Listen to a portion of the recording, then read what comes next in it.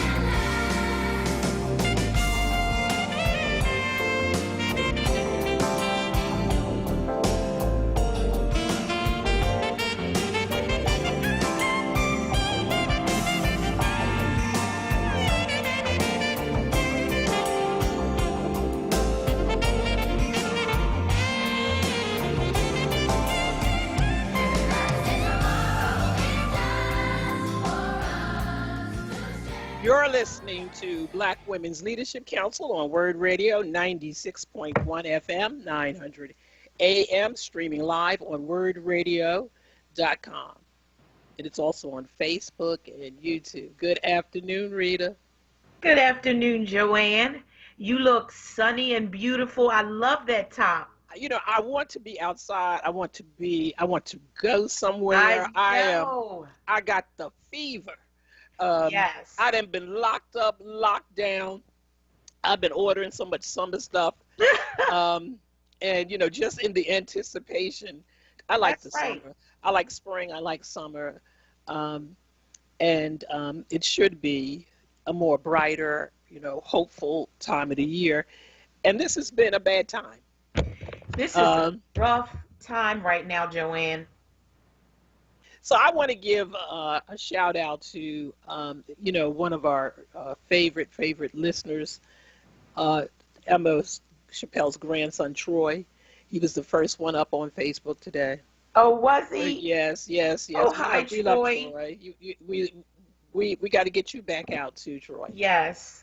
We miss seeing Troy. Yes, we do. Yes, and we're gonna pick up where your grandmother left off, and that is that when you see us, you're gonna see Troy. That's right. It's nothing like having a good, handsome male escort. That's right. And he is willing. He is handsome and willing. And willing. That's it. You right. know, most definitely. That's a good idea. So we have a full show coming on at 2:30. We have the Coalition of Culturally Competent Providers. And if we've ever needed them, we need them more today than we've ever needed them. Yes. Thank goodness. Because we're under such stress. I'm a news junkie, and I watch, you know, the news almost 24/7. Yes, me too. And every day there's an assault of police shooting on Black people. And while we know as a community that isn't a new phenomenon, that it's been going on, but because we're able to get the press's attention that we're human. That's right. And that it is happening, and that it is also on tape. You know, video. Right. Everybody has a video. Everybody has a video, and everybody is seeing it. And it is hurtful to the soul and the spirit. And so today we have a group of people who in their professional lives, therapists, social workers, psychologists, all coming together under this culturally competent umbrella. Mm-hmm. And we're going to talk to them a little bit about what we do as we face this. Yes. That really get into that. Because you're right, Joanne. It affects your spirit. And so it's a drag down on Black people constantly to see this every day. It seems like every day there's a new young Black man or older Black man who's been shot unarmed by the police. And so when you see that, it's a traumatization. It traumatizes you, it weighs down your soul, and it's depressing. So just watching the news brings about a negative reaction for people in our community because those people look like us. So you personalize it. So I want to move over just a little bit. I want to talk a little bit about, so a number of years I had the pleasure of becoming friends with a woman that I think highly of. And she's someone who spent her career in the healthcare arena, and she started at a very young age. She was a young teenage mother who went back to school and got a number of different degrees. Wow. And got a number of different degrees and worked in the field. And she was the first woman that I knew that was a midwife. She was in midwifery, and that's the first time that I understood that. And she delivered babies all around Philadelphia. She has all of these other initials behind her name. She then went on to work for She came into, I think, the Rendell administration at when he was at the state level, when he was a governor, and she was one of the deputies in the health department, and she was in the Corbett administration, and then she left and went to New Jersey, and she spent time in the Christie administration at a high level position in the health department, and then she went on to, I guess she went into the Democratic administration. And so I tell you all of that as a lead up because I am so honored and proud to say this. She has just been named Detroit's new health commissioner, health director. Wow. Yes. And so I have the article in front of me, and it says Wayne County has a new director of health, human, and veteran services, and it's Melita Jordan of Morgantown, Pennsylvania. And she will start May 3rd. And she was voted on unanimously by the Wayne County commissioners. And wow, so very impressive. You know, we have so many good, talented people that come out of this region and come out of the Philadelphia area. And we have so many good, talented people who are, you know, people of color. My problem is that she would have made just as much of a great commissioner right here in the city of Philadelphia, but we don't get the chance. All of our great people, that's right, because all of our great people have to go someplace else to be recognized. They don't get recognized here. They don't. And that's a shame. That's a shame because, like you said, we have so many talented, educated, experienced Black men and women who can't get the opportunity in this town. They have to go outside of Philadelphia, and they may be from Philadelphia, but they don't get the opportunities, whether they're from Philadelphia or not. Our people don't get the opportunities. They have to leave Philadelphia. And it's a known fact, even though it's whispered, you know, people whisper about it and they talk about it hush, hush, you know, behind their hand, but everybody knows that's what's going on. Everybody knows that's what's been going on for years. And I've heard you say it plenty of times, Joanne. It is. I mean, if the best and the brightest, we tell young people, but this happens to whether you're young or old, but you tell young people, here's what we want you to do. We want you to live a clean, cut, straight life. We want you to go to school. We want you to get that degree or that graduate degree. And then they come back home to nothing. They can't get they can't get a job. They're not hired by the local corporations. You heard me say often, go downtown. Well, at least when we were in a normal period, and stand outside at 12 noon and lunchtime and see who's coming out of those buildings. That's right. See who the professionals that's going out to lunch, and you won't see Black people. You won't see. You won't. You won't. And I did that. When you said that, I actually did that. I did that downtown at 17th and JFK. And then I did it down at the Navy Yard, where they have that huge Urban Outfitters, and they have a huge food court, and all the businesses down at the Navy Yard go to this food court. You hardly see any Black people. There was like 5 Black people out of 300 people that crowded into that food court down there at the Navy Yard. And then at 17th and Market, I didn't see anybody. I didn't see anybody coming out. I saw no one coming out for lunch. And so we talk about this all the time, about the fairness. You can't talk about crime and poverty without talking about opportunity. That's right. Not everyone is undereducated that comes out of Philadelphia. Not everyone. You know, we have lots and lots of people who have gone to various different schools and universities and acquired the necessary credentials. And then when they come into these organizations, they're suppressed. Because you bring them in at entry level. That's right. You bring them in at entry level and you keep them there, and then they see people who may not be as credentialed as they are, and then they rise up over top and become your boss. Philadelphia, you got a problem. That's right. Philadelphia has a problem. You have a problem, and you need to address it.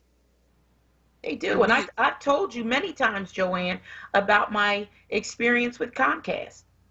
I was interviewed 5 times for the same position, and the people interviewing me did not have the same amount of experience, credentials, education.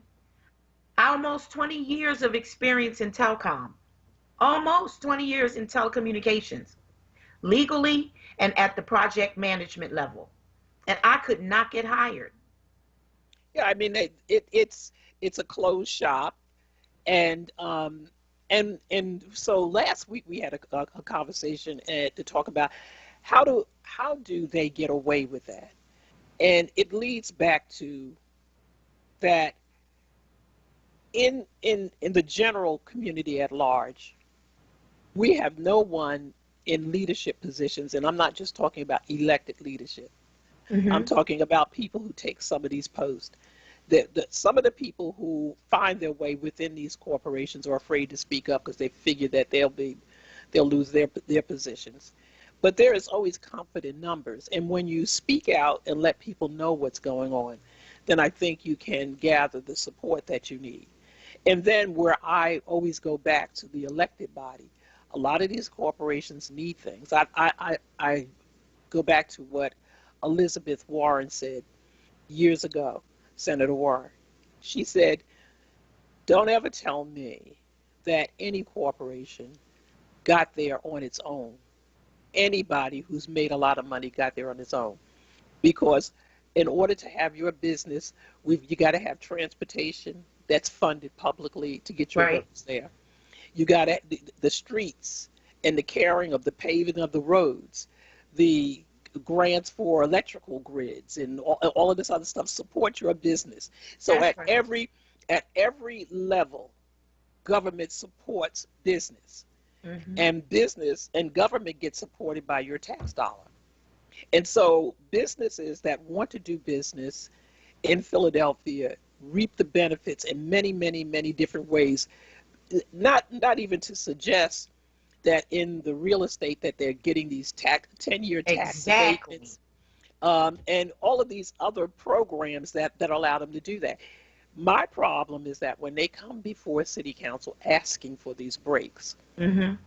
we ought to feel strong enough as to say, I want to see what your minority participation happens to be. I want to see who is in your corporate level suite, C-suites. Yes. Do not drag out the one and only black person you have working for you to bring them to council to sit before me to make your case, because that's what they will do. That's what they And do. so we have to say, if we want to change that dynamic, if we want to keep the talent that we have, so that they don't have to go to Detroit to be The health recognized commissioner. when they could have been one in Philadelphia. Right. That's right. And so my point is that we're always reaching somewhere else, and we never look at the good homegrown local talent that strives so hard. We have Corinne on the line, if she's still there. Hi. Hey, ladies. Good afternoon. Hi, good afternoon, Corinne. I'm going to have to become a member.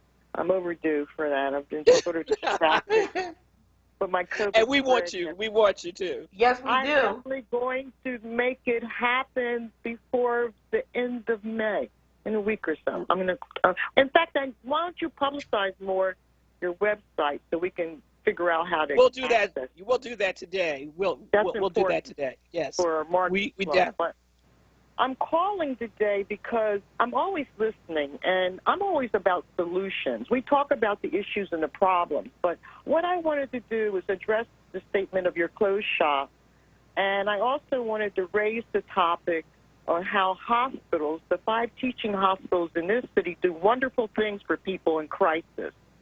But when I look at how they treat elderly black women in their care, I want to holler and scream and sue somebody till their shorts fall off their butt.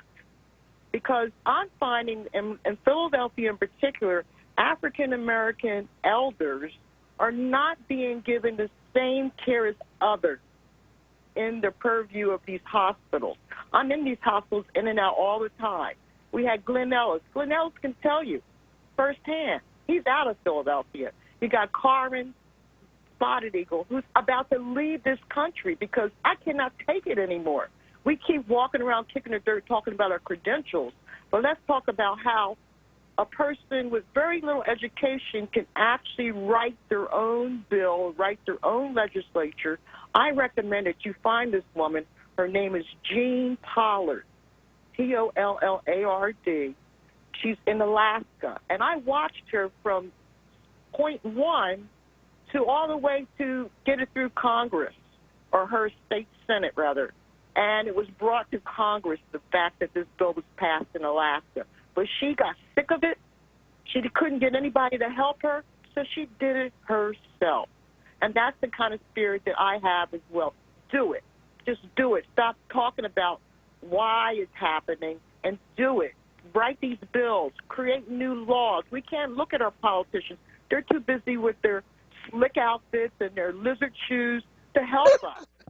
Okay? I've been rallying and lobbying for years in this city, quietly and loudly. You all know me about John Green, the sheriff debacle, who's still not resolved. We got at least $241 million in offshore accounts, and everyone, including Alan Bukovitz, who needs to go to jail with him, keeps looking the other way. So I'm going back to the hospitals. You're going to find that these hospitals are perpetrating the same crimes that guns are perpetrating in the streets on our elders. They're creating post-traumatic stress, not only on the patient, but the families and the onlookers, with their rotten care, starting out with mainline health. I have watched mainline health kill 3 women since January, and they're working on their 4th one right now who's in their care. I've watched them. Now, what am I going to do about it? I've gone all the way up to, I had a woman's cell phone number. I called her last night to get her to make an exception for this one patient, and she told me due to COVID-19 protocol, she wasn't going to do it for me this time. But that woman caused another elder to die from aspiration. That's strangulation through food coming through her nose. Absolutely. For poor medical care. We're going to have to go to break, but I want you to listen after we come out of break. So listen to us when we to respond to you. You're listening to Black Women's Leadership Council on WURD Radio 96.1 FM, 900 AM, streaming live on WURDradio.com, on Facebook and YouTube, and we'll be right back. Hi, this is Samantha from Leo's Apparel on Germantown and Lehigh Ave. Open from 9:30 to 5:30, Monday through Saturday. We have the hottest selection of boys' dress suits and casual sportswear for boys, sizes 2T to 20. Men, let me tell you, we got in a large shipment of straws from Stetson. We have new linen and dress suits. Biggest selection of Stacey Adams shoes. Get an extra WURD 10% discount.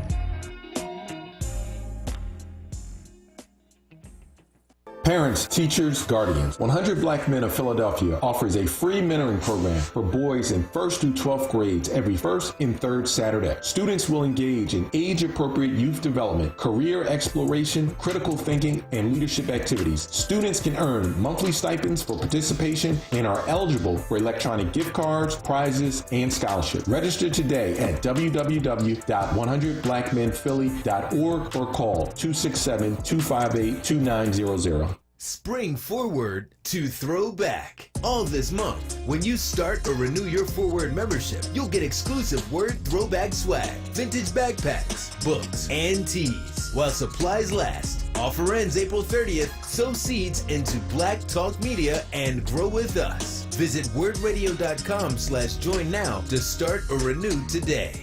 This is not a fad for us. We will not resume our regular programming when things die down. We're not black to help our bottom line or because it's politically correct. We're not joining a fight. This has been our fight, our message, our people. Black lives have always mattered here. We are undeniably, indefatigably, unapologetically, permanently Black Talk Media. WURD.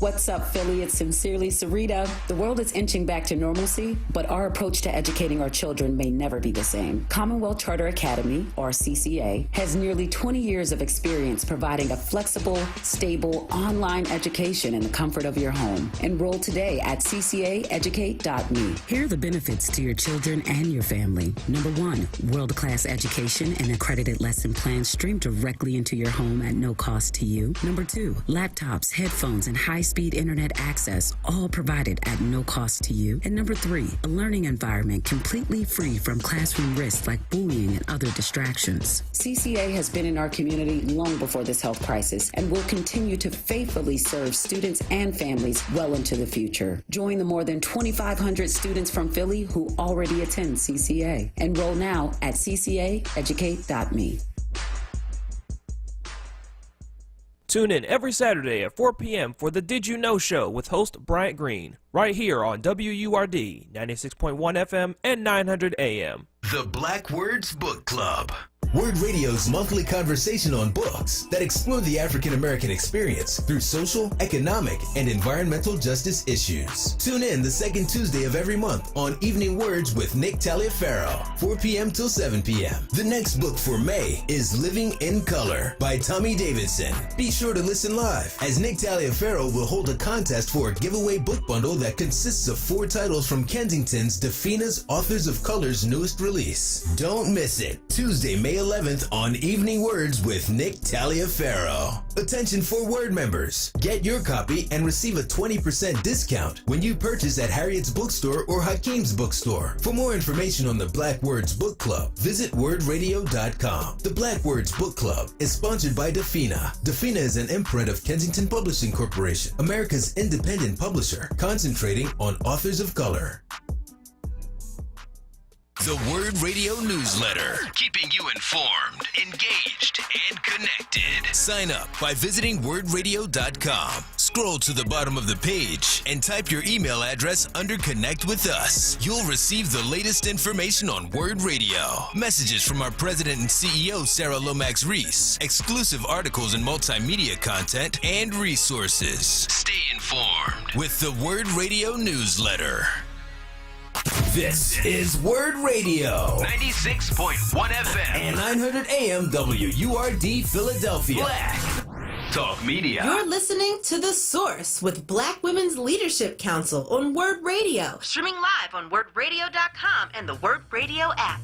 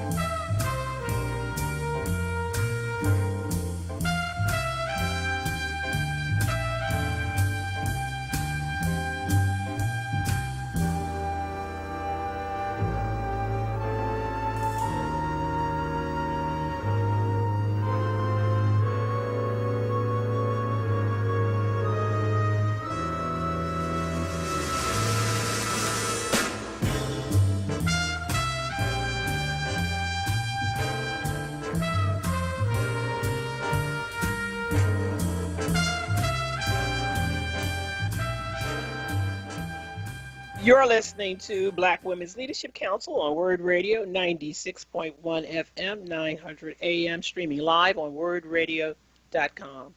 So, Rita, when Corinne was on, she raises a point that's been a part of the discussion. Where there is discrimination, the sad part about being Black in America is that you get assaulted from every end. And the issue about the kind of medical treatment comes with its biases. And there's been a lot of literature recently written on it, recognizing that people of color do not get the same kinds of care, even when they can afford it, when they can afford to see a doctor. That's why it's so important for us to establish relationships with providers that have our best interest at heart. You can have two people of a different race, one white, one Black, presenting the same symptoms, and you'll get a different kind of care and treatment, and even diagnosis. Yes. And with the elderly who need much more assistance, that's why you don't want to send a parent to the doctor by themselves. That's right. Because you want to be able to have the presence of mind to ask all of the questions. Correct. And you need not take yourself in some instances by yourself, because you need people who can hear things that you can't hear at that moment, particularly if you get a diagnosis that is serious. You really want to ask a great deal of questions.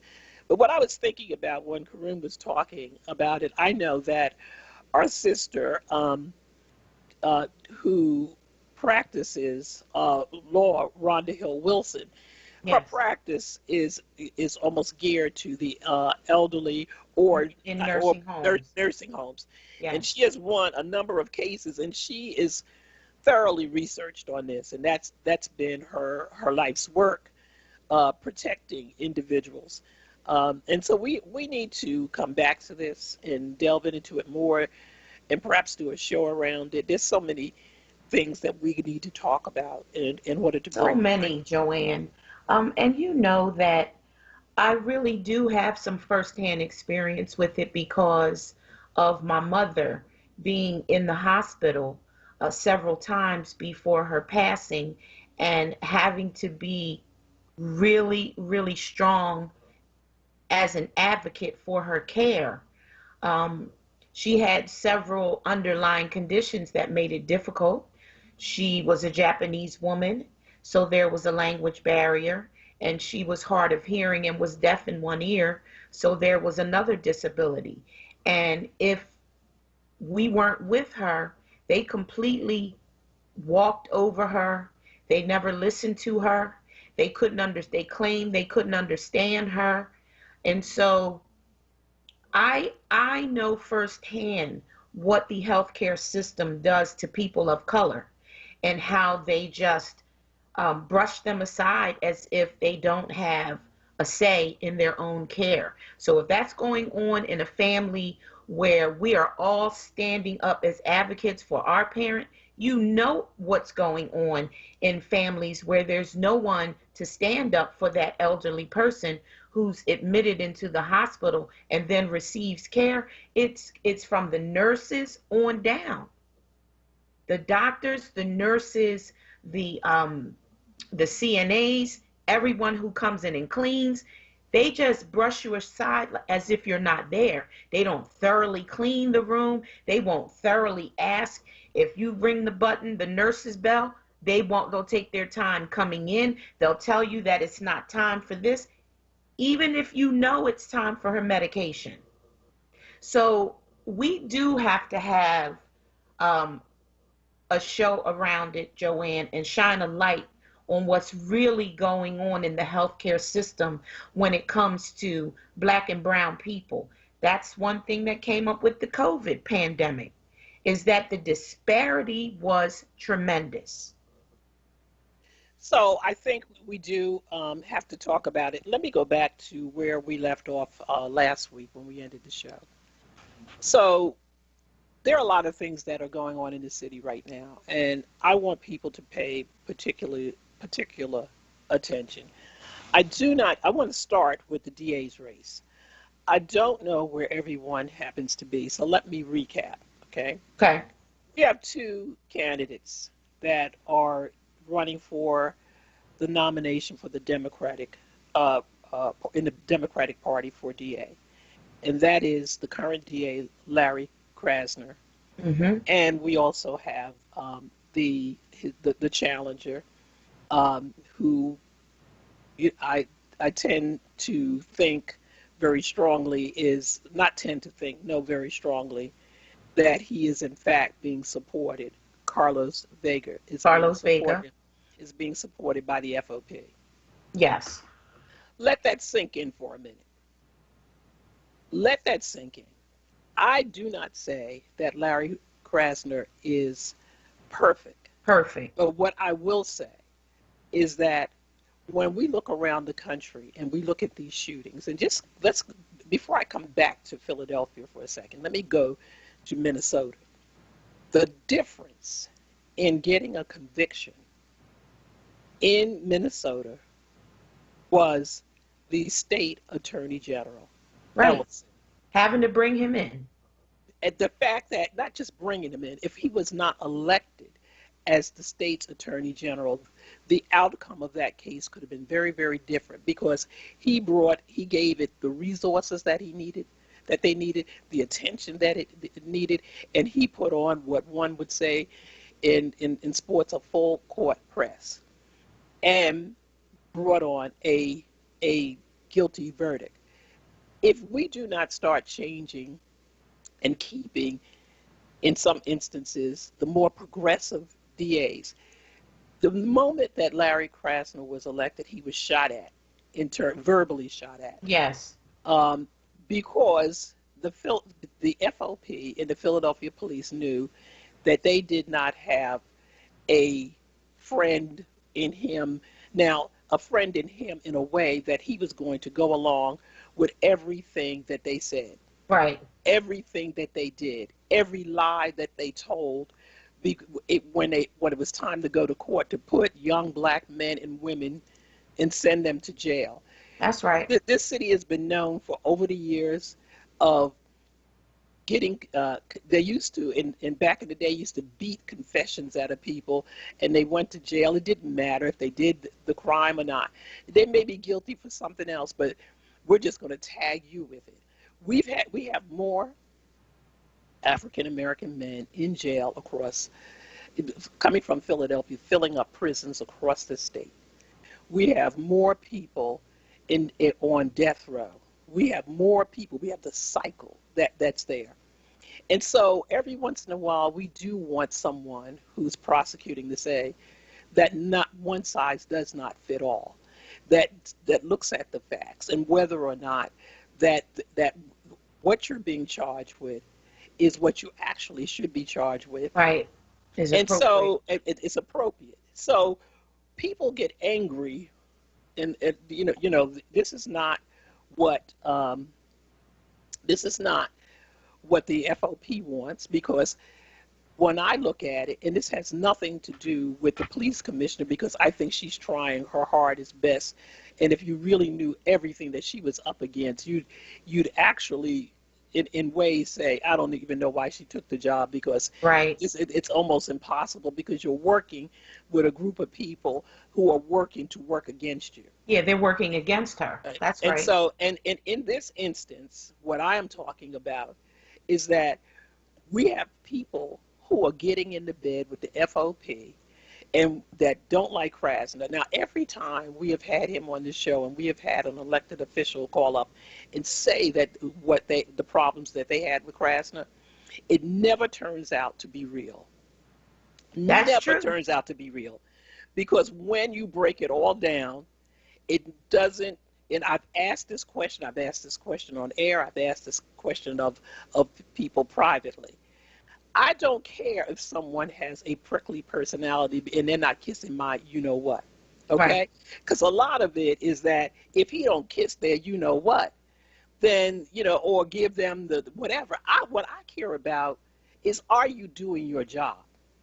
That's right. Are you doing your job? And are you going full blast prosecuting people because and getting in bed and accepting testimony from lazy detectives who have not done their work? And that's exactly right. He comes on, he states the facts, and that's what we've heard, Joanne. Many people have told us that he's not charming enough. He's not, people find him abrasive. He doesn't, speak like a politician. He's not charming to people who are asking questions and taking interviews. But he's about doing the work.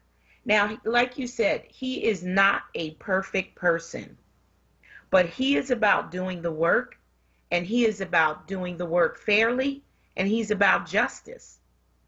And so every time he comes on the show, he responds to questions, and he breaks down the mistaken facts that are put forward to him. So people should be able to see the truth of the matter of what's going on in a progressive DA. Someone made a statement before, or a saying, you may be my color, but you ain't my kind. All right? Yes. It's because somebody just said, well, so and so is Latinx. That doesn't matter to me. It matters to me what you do. That doesn't make you be for us. And what you have to do is look at what they do. And if this man is taking money from the FOP, they're not laying their bets on somebody that's going to be looking out for your interests. The same FOP that had the Proud Boys up there, the same That's right. FOP who supported Donald Trump, the same FOP that's right wing and has a theory about you, and then you can tell me that? Let's go to Frank. Let's go to Frank. Joanne, how you doing? I'm doing pretty good, Frank, and how are you? Good. Joanne, can I make two quick statements? You certainly can. The first statement, you have DAs on the left and you have DAs on the right. Carlos Vega is on the right. Okay? When I say on the right, he's a very conservative person who all he cares about are convictions. He will never, ever move from the right to the middle, even if African Americans and Hispanics, even though he's Hispanic, are correct. Carlos Vega is a Lynn Abraham. Now, with Krasner, he's on the left.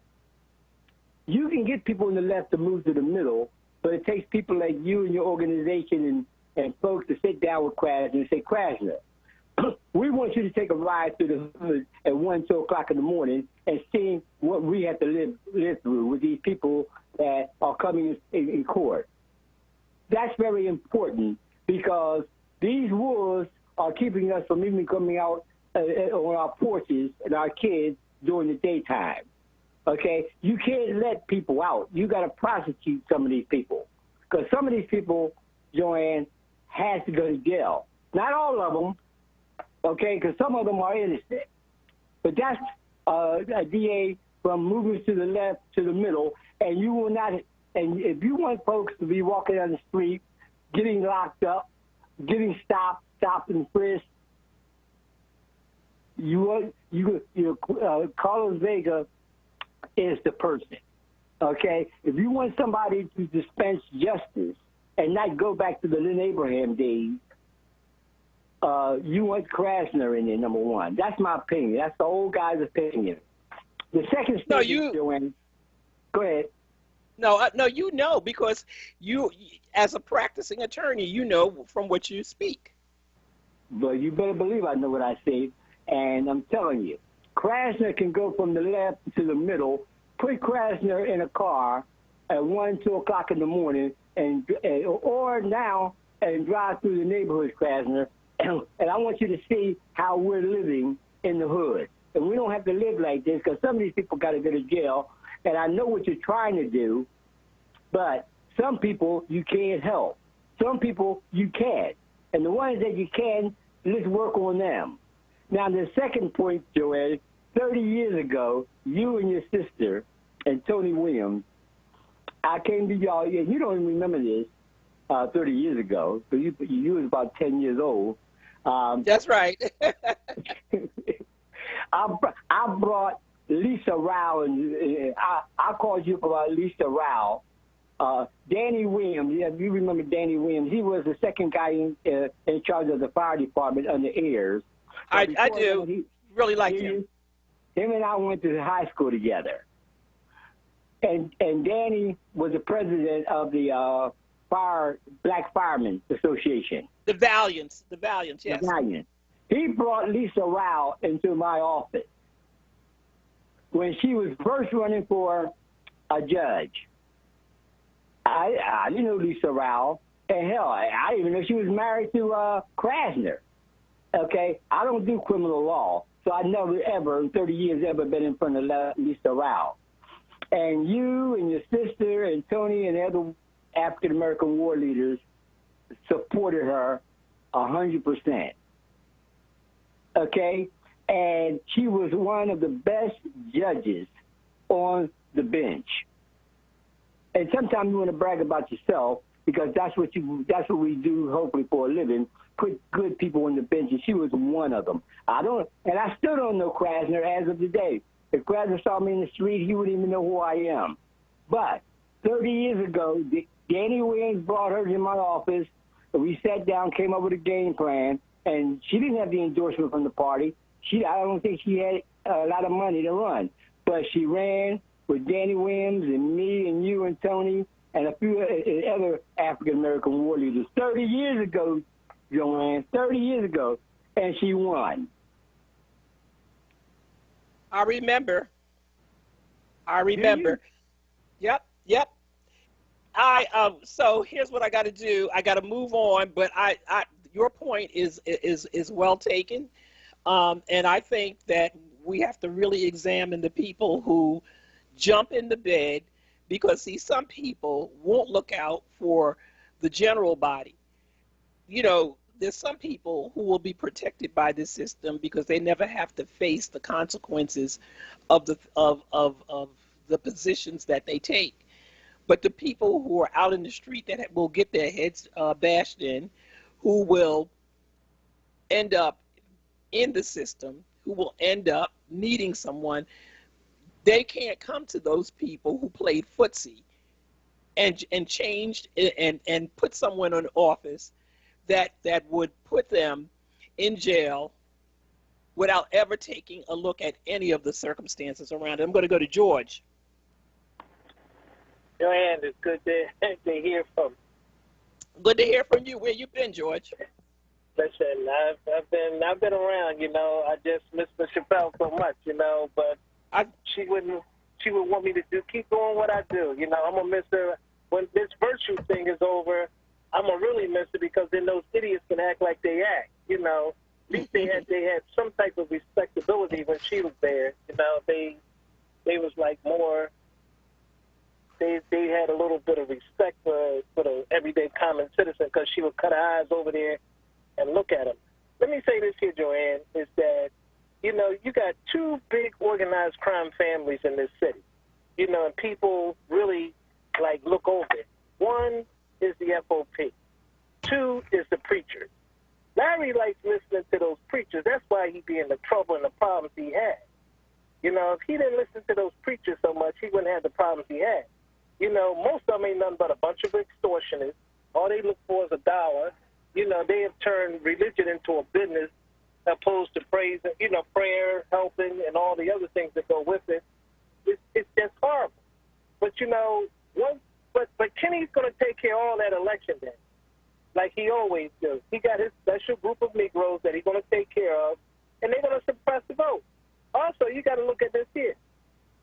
It's sad to say African Americans need a reason to come out and vote.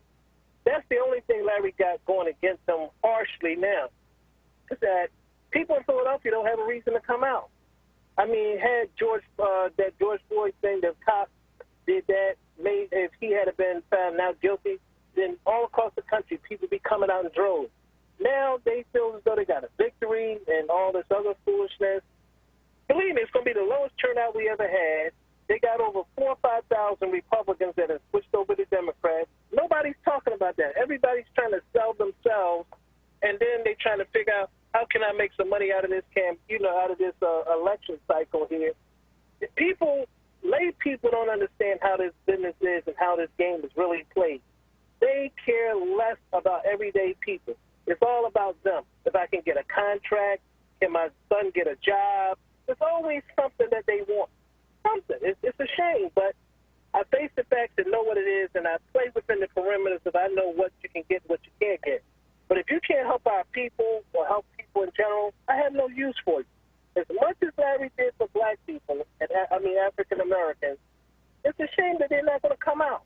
And everybody sees that, oh, well, you know, and people really, it's not Larry's fault that all this killing is going on. It's that police commissioner's fault because she don't know what she's doing. And Kenny did the right thing when he put it there to prove his point.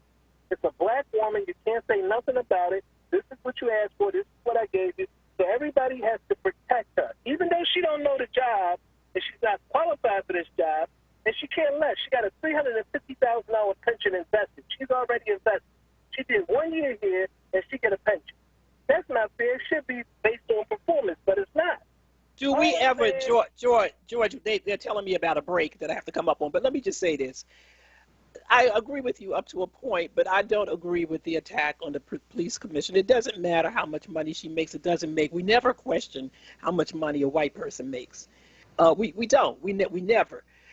But the minute that a black person comes, they did it with the former Arlene Ackerman and tried to run her on out of town, and the attack was on the money that this woman who was well qualified for the position had. Let's stop it, because we get that done all the time. Now here's where I agree with you.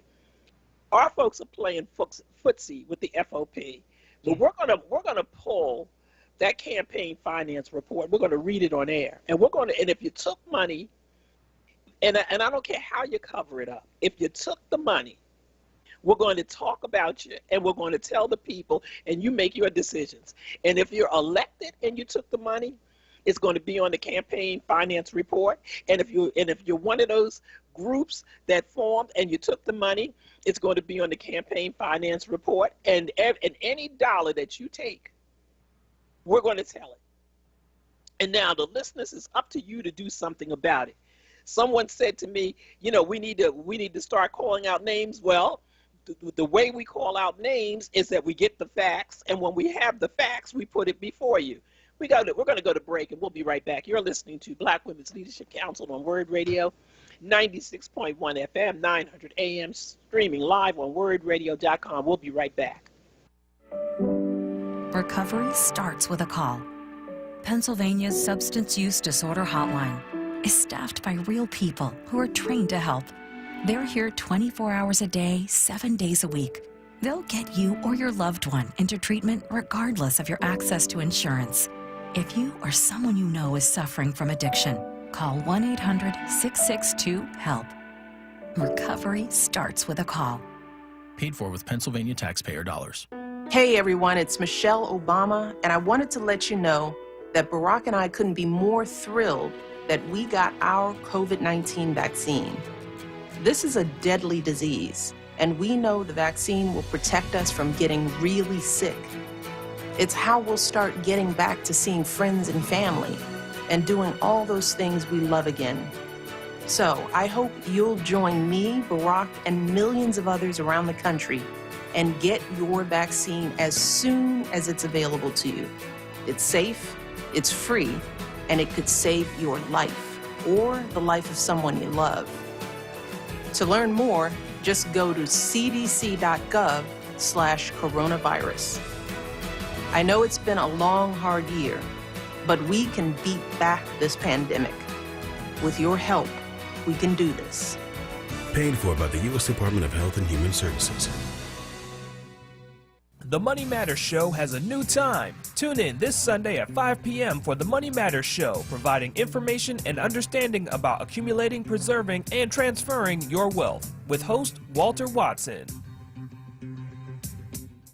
Livelihood. WURD Radio's new initiative, connecting Black Philadelphians with jobs, entrepreneurship resources, small business development information, and financial literacy tools. Learn more at wordworks.com. That's WURDWORKS.com. And stay tuned to WURD Radio, 96.1 FM and 900 AM WURD. You're listening to The Source with Black Women's Leadership Council on WURD Radio. Streaming live on WURDradio.com and the WURD Radio app.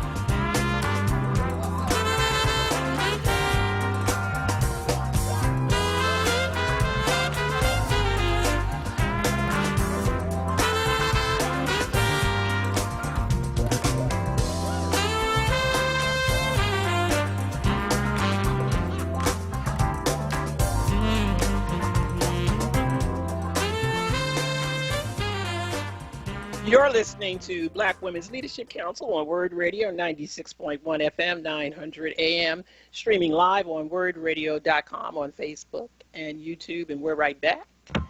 We're going to go to Michael before we take our guest. Hi, great music, by the way. Thank you, Michael. Good.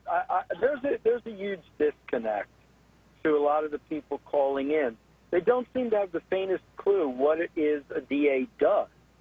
A DA is not a social warrior. He's not there to join you in blaming people or anything else. He's there to do one simple thing. Criminals that are arrested will be fully charged for the crime he feels they are possibly guilty of. That's it, nothing else. Doesn't matter if they're black, doesn't matter if they're white, doesn't matter if they're Jewish, doesn't matter if they're Native American. If he feels they broke the law and they were arrested, then he fully charged them. There is no social justice involved in that. That's his mistake. You know, I look at the DA in Washington that arrested the looters who went into the Capitol. He did a great job arresting them and bringing them to justice. I look at Krasner and I say, how many of the looters and the people who burned this city during the summer have you caught and hit with the bill of in the country, $20 billion? How many of those people are going to be paying down the Walmart they wrecked and the this and that for the rest of their natural lives after incarceration? And you know what the answer is? Almost none. He's not doing his job. He's playing socialist, political, social warrior. His job is one thing, and he's forgotten it. Police bring in people, he charges them. End of sentence. That's it. And that judgment is blind of color, completely blind. Doesn't matter if they're bringing 100. You know, Michael, I wished I could agree with you about the color blindness. Tell that to the black men that are being shot in the back. Tell that to the black people who disproportionately get arrested for the same crimes that white people commit, and they don't get arrested and they're not prosecuted in the same way. It's easy to say that it's colorblind. We've lived for the past 400 years with colorblind justice. So while I agree with you on some aspects, I disagree with you on this. I don't think that there's enough words that you could say that would convince people who have been under the foot of brutality. We understand why people don't like the district attorney. We understand that clearly, because if the district attorney was in the bed with the FOP, he'd be a good guy. But since he's not a good guy. And when people disrupt a system, and this is a system that has been operating for years, when people attempt to disrupt a system, you get the backlash that you get. But today we're going to move forward. We're going to put the information out there, and I thank you for your call because we have guests on the other end. Thank you. So we have our guest today, and you know, we talked about the stress that the African American community goes through, and we have some very culturally competent providers on the other end. and the coalition was established 6 years ago by a group of mental health and human service providers who were committed to creating partnerships that facilitate sustainable models of culturally competent policies, practices, programs, and services for the communities of color who collectively serve over 20,000 people in the city of Philadelphia. The mission is to provide leadership and guidance in ensuring the application of culturally competent best practices in behavioral health policy. Practices, programs, research for Philadelphia's African American community.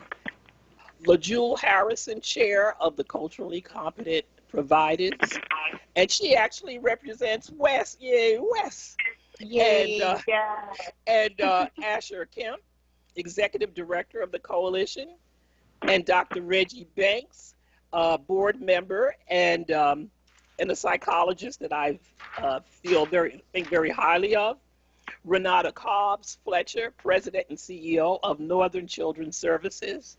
Akiva Harris, owner, founder, and therapist of Beyond Limits of Mental Health and Wellness. Jennifer Powell Folks, another one from back in the day with me, Vice President of Strategy and Finance, One Day at a Time. Good afternoon, folks. Are you all here? We're here. Good afternoon. Good afternoon. Good afternoon. Good afternoon, everyone. Good afternoon. We're excited about having you. We'd like for you to tell us a little bit about your organization and how you serve. Sure, I'll take the lead. This is Asher, and Joanna, thank you for having us and the work that you are doing in the city through your radio station. So as you mentioned, we were established about 6 years ago, and our emphasis has been advocacy for the families that we are servicing and the individuals on a lot of different levels, in terms of service, in terms of access, and in terms of those services being able to be financially supporting them. So a lot of times our services are not necessarily a fit, but looking at ways to make them a fit based on what's going on with the family so that the service wraps around the family. The other aspect, when you talk about policy as it relates to mental health and behavioral health, many people don't know this, but the city's budget for mental health and behavioral health is about $3.5 billion. And at times when you have a budget, which is really needs to be slightly increased on that,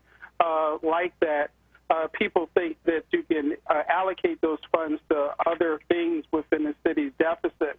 And we advocate to say, no, that those funds need to be increased, and we need to find other ways of finding additional funds for people in terms of mental health.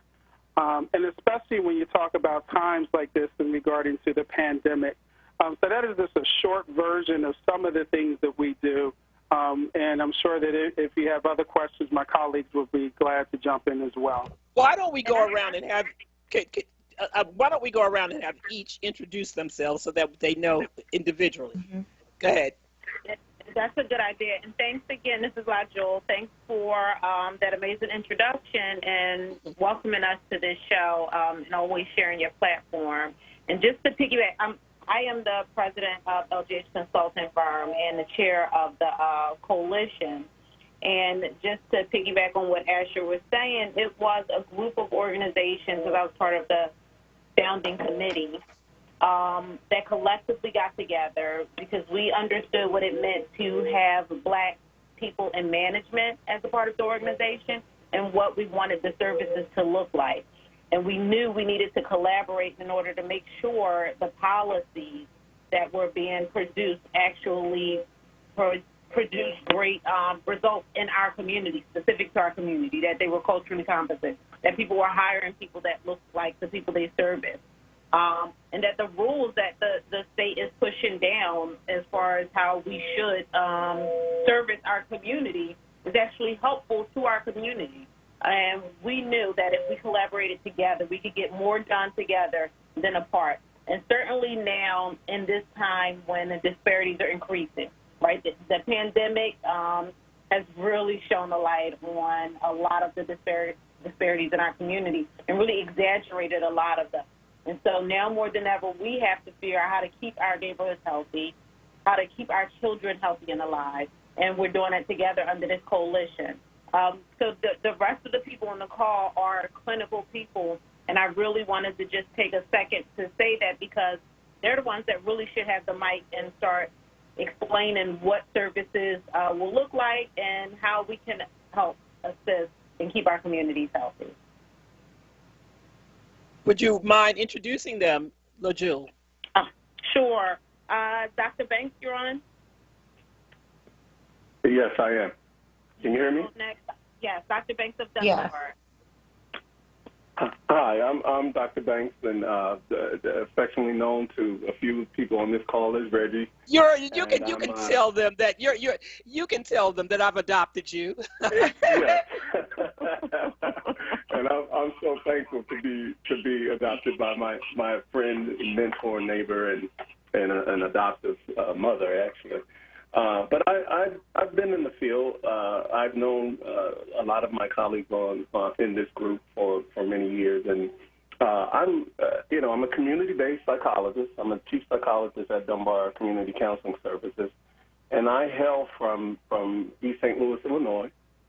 And I grew up, sort of wondering about not the field of psychology, but just in general, when we look at things in our neighborhood and we compare them to other neighborhoods on our way to school, it sparked my interest about what that difference was. And then many people in my neighborhood taught me how to work on behalf of the community. They taught us how to support our community because East St. Louis is about 12 miles from Ferguson. So if you're very familiar with the Michael Brown case, there's a history there around the community struggle with law enforcement. So we had to be taught very early on about the do's and don'ts and this inequity in a child's mind, of course.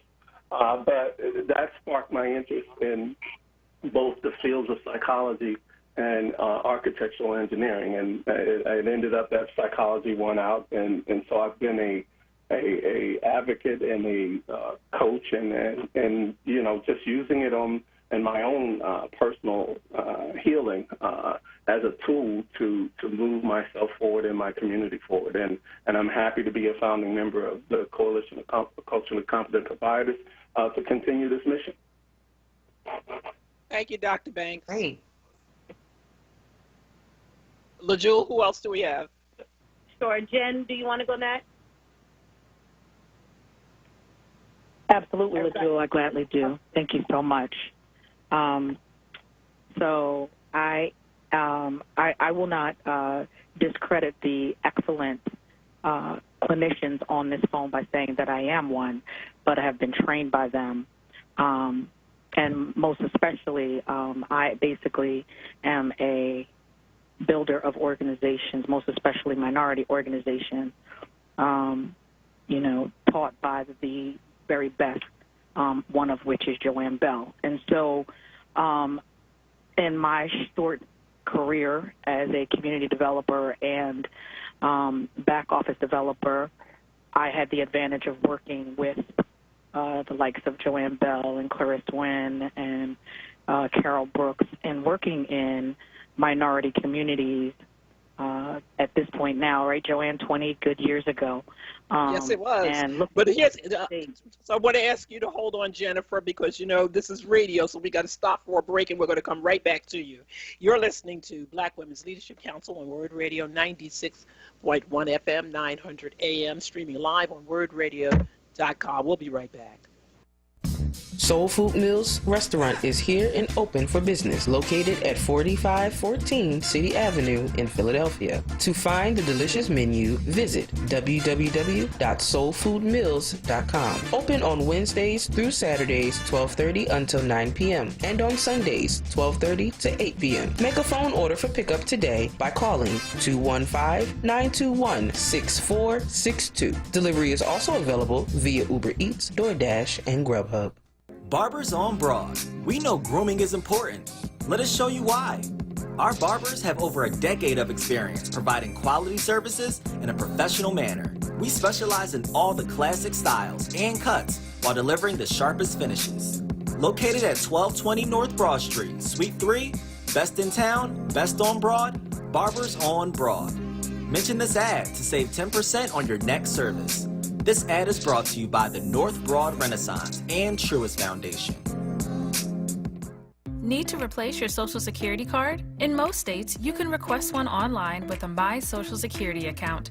A My Social Security account gives you secure access to your personal earnings history and benefit status. You can also get a proof of income letter, estimate and apply for benefits, and more. Save time. Go online. Open a My Social Security account at ssa.gov/myaccount.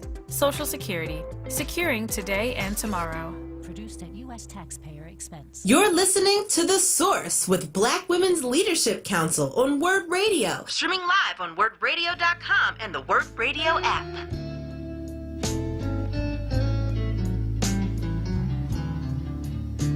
Them that Scott shall get. and that's not shallow news. So the Bible says, and it still is news.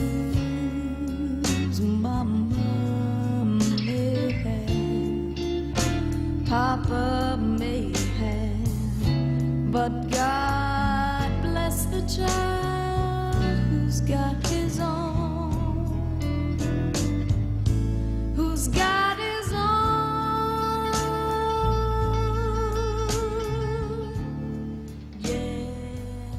You're listening to Black Women's Leadership Council on WURD Radio, 96.1 FM, 900 AM, streaming live on WURDradio.com, and we're back. Jennifer. Yes, ma'am.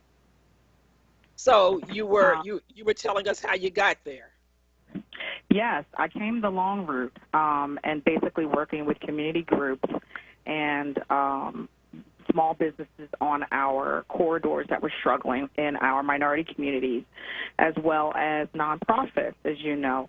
And that journey led me to some consulting work and figuring out that in my life that I realized nonprofits, most especially organizations doing healthcare work as well as mental health work, were the organizations doing the toughest work and needed some back office support. And being a business-trained individual, I lent my support to that, and that's how I got here and have been doing it now for about 15 years or so.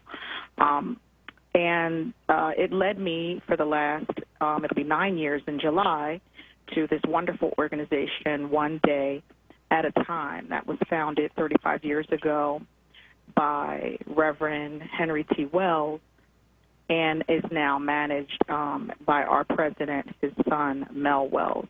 And it is always my honor and pleasure to work with him.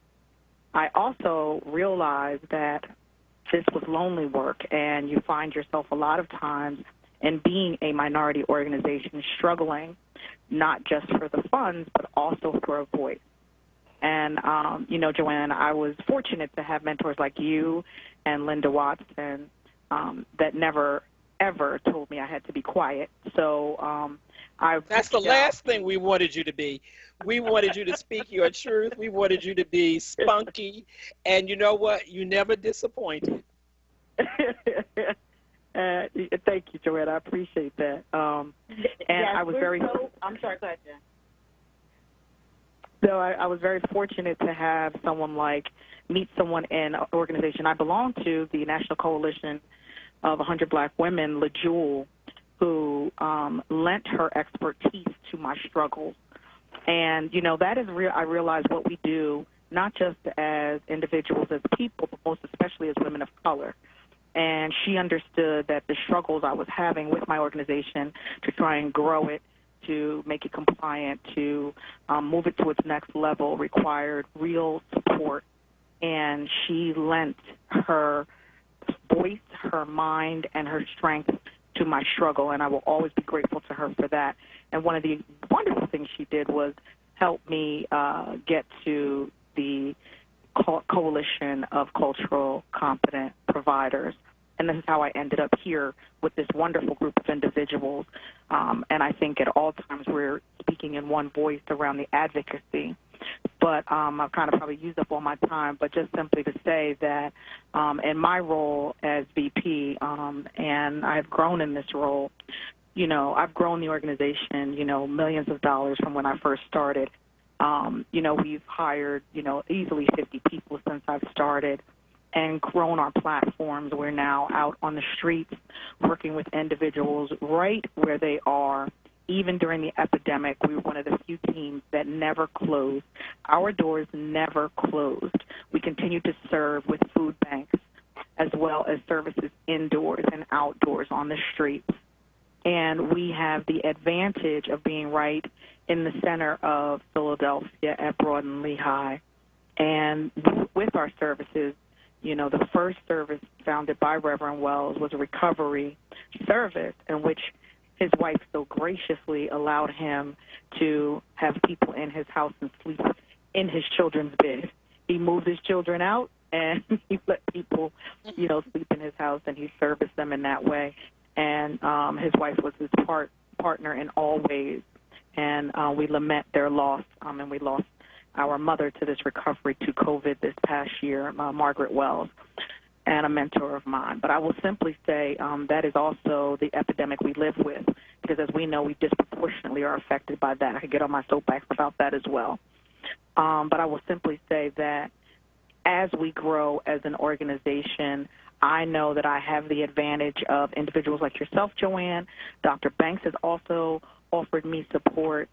It's a pleasure to be able to talk to Renata, who I'm sure will be introduced next, as well as LaJewel, and have their strength and advice, because disproportionately minority organizations, as we all know, over 80% of the individuals served in this city with community-based health services, mental health services, are folks who are minority, but yet less than 5% of those dollars come to minority organizations.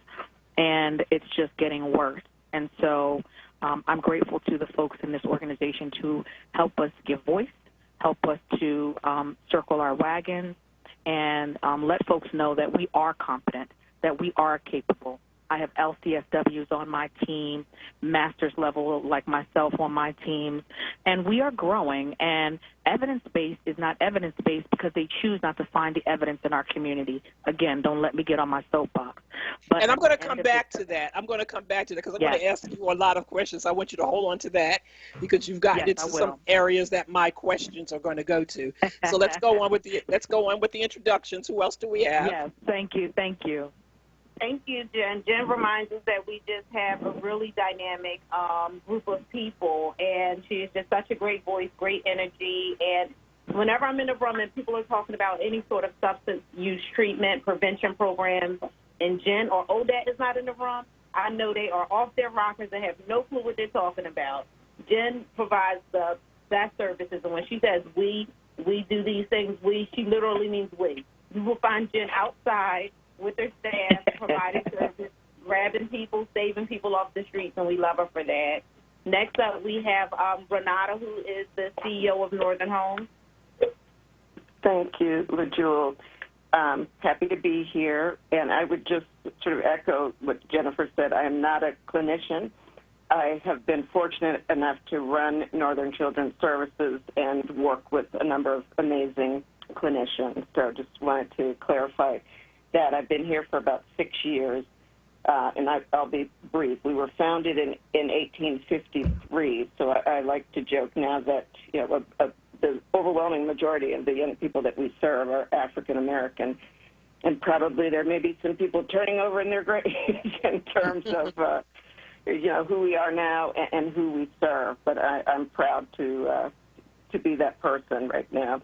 And I would just say briefly that my expertise in the past and my life's work and passion really has been racial justice and social justice, program design and implementation and organizational leadership are the skills, some of the skills that I've brought to Northern.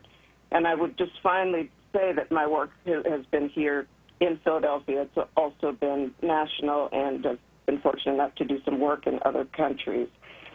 And one of the things that I love about this conversation is certainly that it's about behavioral health and mental support for all this trauma, mental health, but that all of these systems intersect, right? So that behavioral health, the justice system, our young people, the child welfare system, the education system, all of those intersect, sometimes in the same individual young person. But I think it's really important to keep that in the forefront as well. And appreciate the coalition, so I'll jump on that bandwagon. It's been a wonderful experience. I had the opportunity to work with Asher for a couple of years. Northern had some programming in Chester, Pennsylvania. So Asher is the one that introduced me to the coalition, and it has been a pleasure. And I just we have one missing member of the coalition who passed away unexpectedly, and that was Mr. Jim Nixon, who was CEO of Community Council, and just want to lift him up in this conversation as well. I appreciate you mentioning Mr. Jim Nixon. Thank you. Yeah. Thanks for that, Renata. And last but not least, Akiva. Hi, guys. Thank you for having me. My name is Akiva Harris. I am a licensed professional counselor, and I am a solo practitioner. I operate my private practice, which is in Jenkintown, outside of Philadelphia. I am also new to the coalition. Renee connected me with the coalition. I know Renee personally, and when I started my practice, she told me about the coalition, and I had a conversation with Asher, and he told me what the coalition does, and I was honored to be a part of it. So my practice is in Montgomery County, and I live and work in Montgomery County most of my career. I am from Philadelphia. I'm born and raised in South Philly, but I've been living in Montgomery County since I was 20.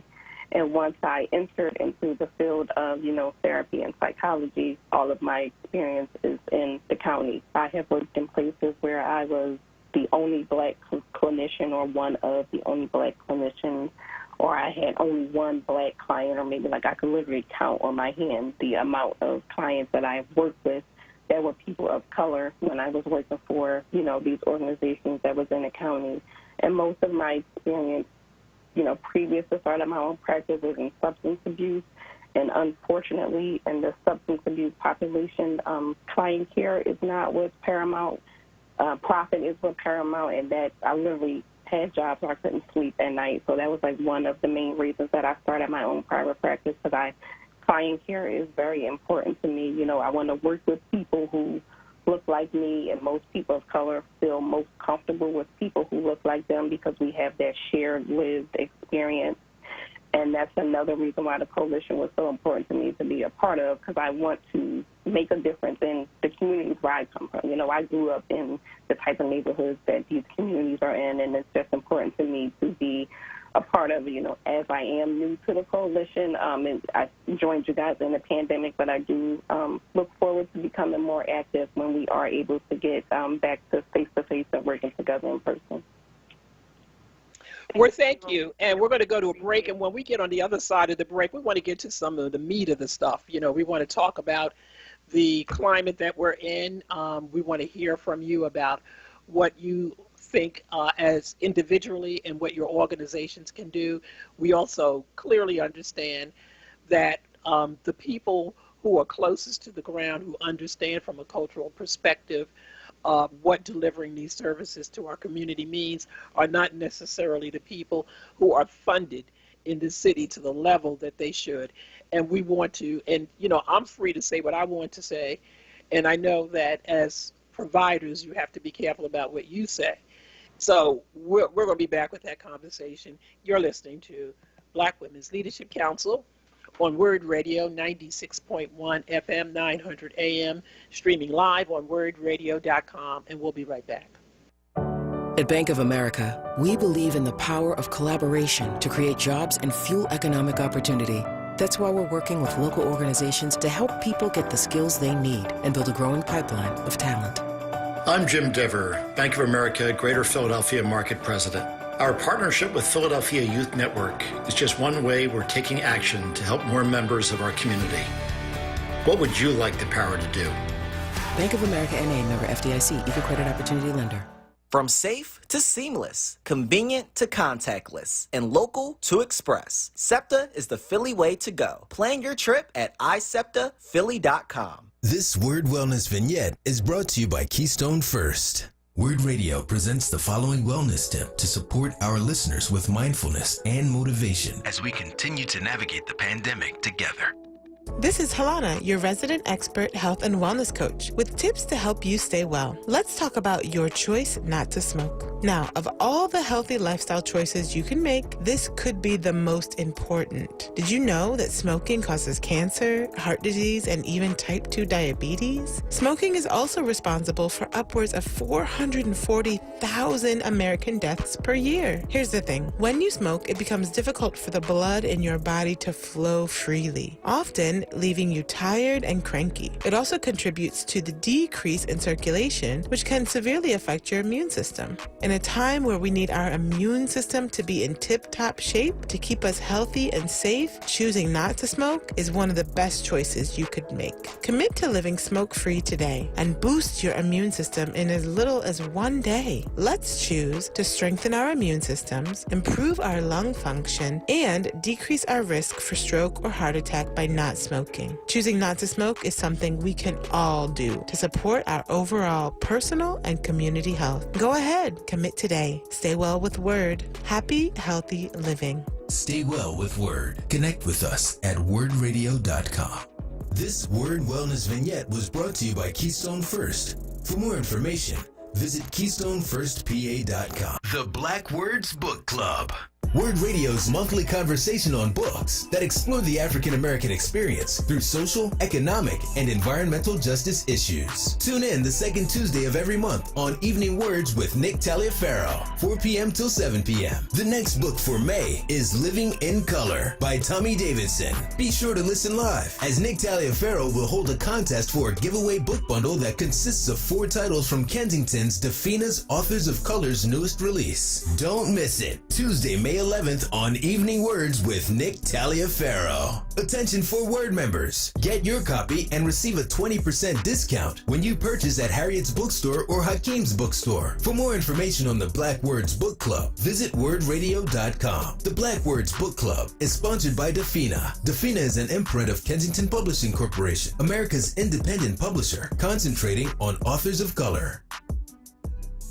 Lifting every voice till earth and heaven ring. This is WURD Radio, 96.1 FM and 900 AM WURD Philadelphia. Black Talk Media. You're listening to The Source with Black Women's Leadership Council on WURD Radio. Streaming live on wordradio.com and the WURD Radio app.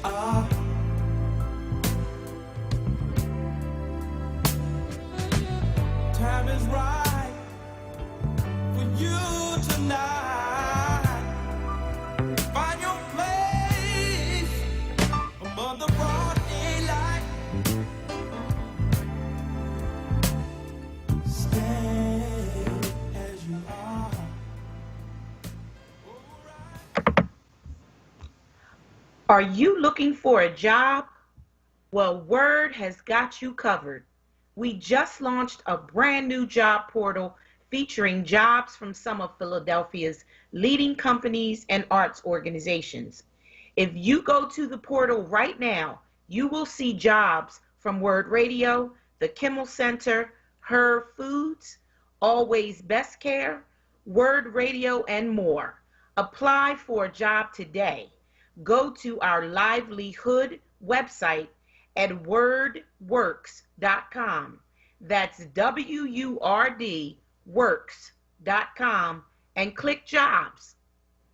Are you looking to hire diverse talent? WURD has got you covered there.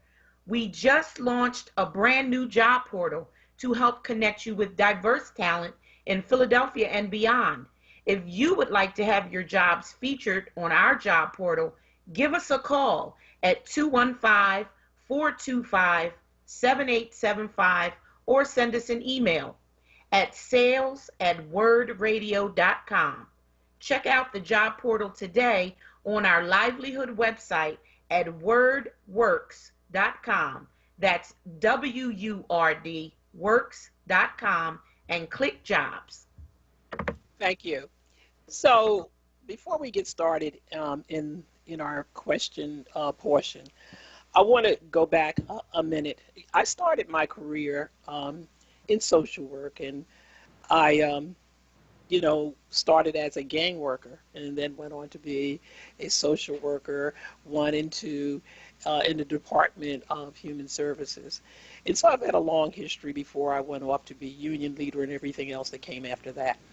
But one of the things that I clearly knew in my day when we first came in, some of the big organizations servicing the city was Catholic Charities and Methodist homes and big religious institutions that provided services. And a lot of the recipients and families of this service were people of color. And we know that there is a history for that. In the history, again, we always try to make the connection, that the connection always arrives out of the 400 years in the time since slavery into where we are, as now we understand it with the 1619 project, that where the stories are beginning to be told that led us to where we are. We are where we are because there was policy. It wasn't by happenstance.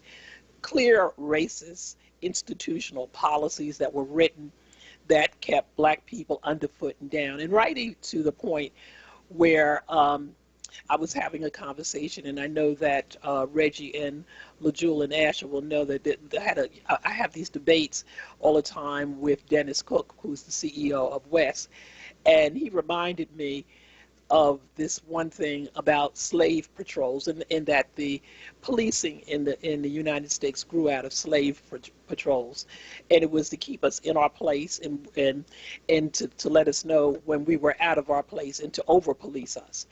And so I say that to say that there have been numerous programs and money allotted for child protective services and for aging services, adult services, and behavioral health services.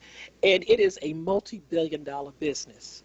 I want to repeat that, and I want you to listen to me really carefully. It is a multi-billion-dollar business.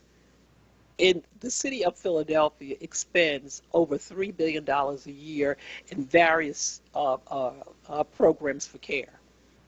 And what happens is that when you lump all of the agencies that of color that provide these services, they do not walk away being afforded anything more. It's less than $100 million that goes to every collective agency that is black run. So I want to repeat that. There's $3 billion, like in a B, that goes out. It's to provide services to the communities, and less than $100 million of that $3 billion go to the people who are on this other end of this phone and others who provide services to the community. Now, let's examine. This money has consistently grown, and it has been over the past 25, 30 years. So you would think that if government is making that kind of investment in the communities that need the help, you would think that we would see improvement. You would think that when you got in your car and you drove through some of these neighborhoods, we ought to be doing all right as a result of that. But if you look at it from a business perspective, there are people whose agencies that have grown, that they have gotten big, and they are taking away. There's one agency in town that the last time I looked, they were a $750 million agency. And when you examine who's in leadership and who's in the C-suite, who's in the corporate level of the making salaries up to and beyond $1 million a year, they don't look like the people who's being serviced. And so it is a continuous thing that is here. It is, I call it poverty pimps. We have a lot of poverty pimping that is going on in this city for far too long. They have poverty pimped.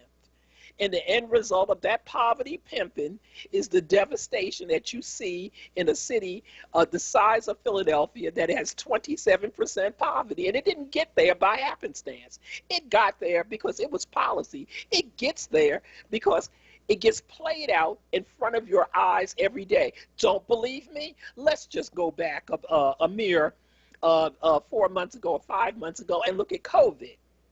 When there was an opportunity to give a contract to black doctors, Black Doctors COVID, and Dr. Olive Stanford, who put her own money on the line, who went out there and tried to get people of color who had not gotten the opportunity to be tested, and also the vaccine. Who did they give? Who did your health department give the contract to? They gave the contract to a young white male from Drexel University, a graduate with no experience whatsoever, and then told her when she complained, you need to partner with him. If you don't think this thing that we're talking about is real, and that discrimination exists in your city government, that's what's going on. And so I want to go back. I want to ask some questions, and I'm going to take this one right to you, Dr. Banks. Do you believe, as a provider of services that you provide as a small Black-owned agency who you with a PhD, do you think that you get a fair share of the work to help our community? Well, Joanne, you bring up some very, very timely, actually factual points, and the answer is absolutely not. I'm the equivalent of a small agency, but yet I am a specialist in our community, and I've been in Philly for 30 years, and Dunbar's been in operation for 15 of those years. And when you know, going into the field of mental health services is a calling. It is, and that's my position about it, because it's a lot of work. It's no different than someone having the calling to be a doctor. But like any doctor, you to be successful, not only do you have to be qualified, you have to be trained and dedicated, but you have to have the resources. And I've come up to start developing terms, because as a clinician, I can't fathom why someone would not want a clinician or a company to have the tools. And so there's this strategic struggle that mind of state that agencies are put into when they don't have those resources. So, and by that I mean you're struggling to keep the resources or make resources available for, as you've already mentioned, the most neediest of the community. So no, we don't have the support. We sort of make do with what we have, and then we constantly advocate individually as an agency, but that's why it takes a coalition. It takes unity. It takes us seeing the system for what it is and trying to make the system accountable at the micro level, so that we can be accountable at the macro level. You said earlier that these multi-billion agencies and multi-million agencies are in a position to continue to service our community while our overall community is in the worst shape I've ever seen it. And so as a clinician, I understand that what I am up against is a glass ceiling as a provider, where I don't have enough PPE, if you will, to service my community. I don't have the support to put the staff in training. I don't have the support to build resources around my community mental health center. And as you know, it's not all mental health services that we do. Many of us provide social services. And in fact, for our community, you have to start services there first in order to do mental health service. So without taking any more time, I just believe that this system, as you mentioned earlier, is underfunding agencies of color, and that it's at more than a mental health level. It is certainly policy. And I think policy is steps out of our office, and it lands in the hands of council persons. It lands in the hands of those who are in charge at the mayor's office. It lands in the hands of the governor, because it all impacts our schooling, the fundings that come toward our city that should make their way to the people on the ground providing the service. So I want to go to Jennifer, and then I'm going to work my way back. Jennifer, if you were adequate, if your agency One Day at a Time that is well noted for being an agency that have boots on the ground, is closest to the ground and closest to the needs of the community, what would you do if you were better resourced and adequately funded in this time of COVID, in this time of what I would say deep poverty, in this time of the crisis that we're in? What could your agency do? Be careful of the questions you ask us, right, Joanne? Yeah. So I literally just submitted a proposal to the city for a continuum of care model, which my boss and I have been developing over the last 6 to 7 years. And when I first came, he gave me a vision of what he thought this agency should look like, grown out of what his father was doing, but definitely looking towards what the future had. That was before the opioid epidemic, before COVID, and what we have seen as of late, I think what we all believe in this continuum of care model that we're looking at, it's good old-fashioned wraparound, Joanne. You know what I mean? And I'm sure Reggie could say the same thing. I couldn't do the work we do with the boots on the ground without the continuum of care. I need the services that West provides. I need the services that Renata provides for the extension of my youth. I need the services that Jewel and or Dr. Banks would provide on that IOP. Those kinds of things are necessary to provide us with the wraparound. And the long story short is if we had the dollars to do it, our stream would look like this. We would engage folks street level, like we do all day, every day. We would try to, and this is the job we do, we try to help them come to their cognitive dissonance and seeing that it makes more sense to be inside and in care than outside, and you hope you can get there. Too many times, Joanne, there are not enough slots, there aren't enough spaces, and they can't get covered because there aren't enough slots and spaces. And then, so if I had the slots and spaces, I would then be able to carry folk on through their continuum of care service. Once that happens, that can lead to a place of beginning their journey of recovery. And recovery is not, please understand, recovery is, and we coined this the recovery mode, it is not just for substance abuse. It is trauma. My friends, I'm sure, most especially Dr. Banks, can tell you through his years of experience, drug abuse is about something that happened. It is a symptom of something. It is not the cause, right? And so if we have to get to the roots of issues, help people deal with their cognitive dissonance, and no disrespect to the world out there, they really need to pay attention, Joanne, because you said it. We are living with the repercussions of 400 years. So if we take the dollars and apply them correctly, we can get folks from the street into appropriate care, into appropriate placement, get them healed in all ways, through mental health, through recovery, through whatever their service plan would require. Then we can then get them the services that make them get to the next benchmark. That then can turn into housing. That housing then can turn into jobs. And the job may come before the housing, and the housing may come before the job. For us, it happens in both ways. And then it turns into a person's lifelong success. Forget what I'm about to say. As long as the criminal justice system, if they've had contact with it, doesn't attack them unnecessarily. If I had the dollars, Joanne, that's what would happen. Our continuum of care would be completely serviced along the way. You know, you talk about a more holistic approach. If these dollars were targeted to certain communities, it would address the issues of housing.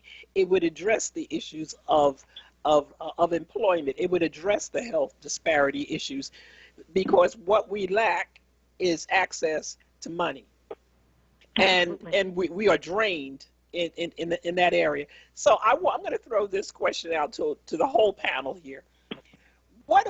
How would we talk to and treat all of us now that have been traumatized by the series of police shootings, And it's not just police shooting at us, it's us shooting at each other.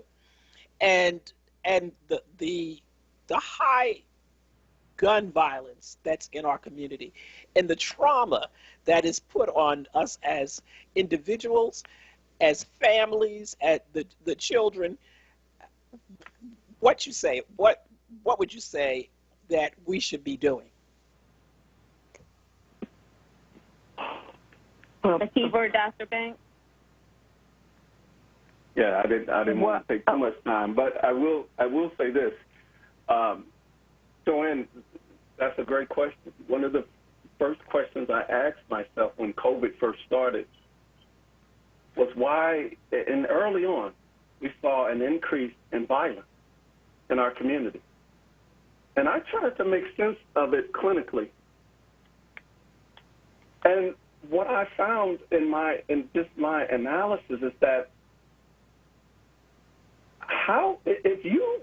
if a person is already struggling with limited resources, with limited access, high criminal investigation and incarceration, lack of school access and or school performance,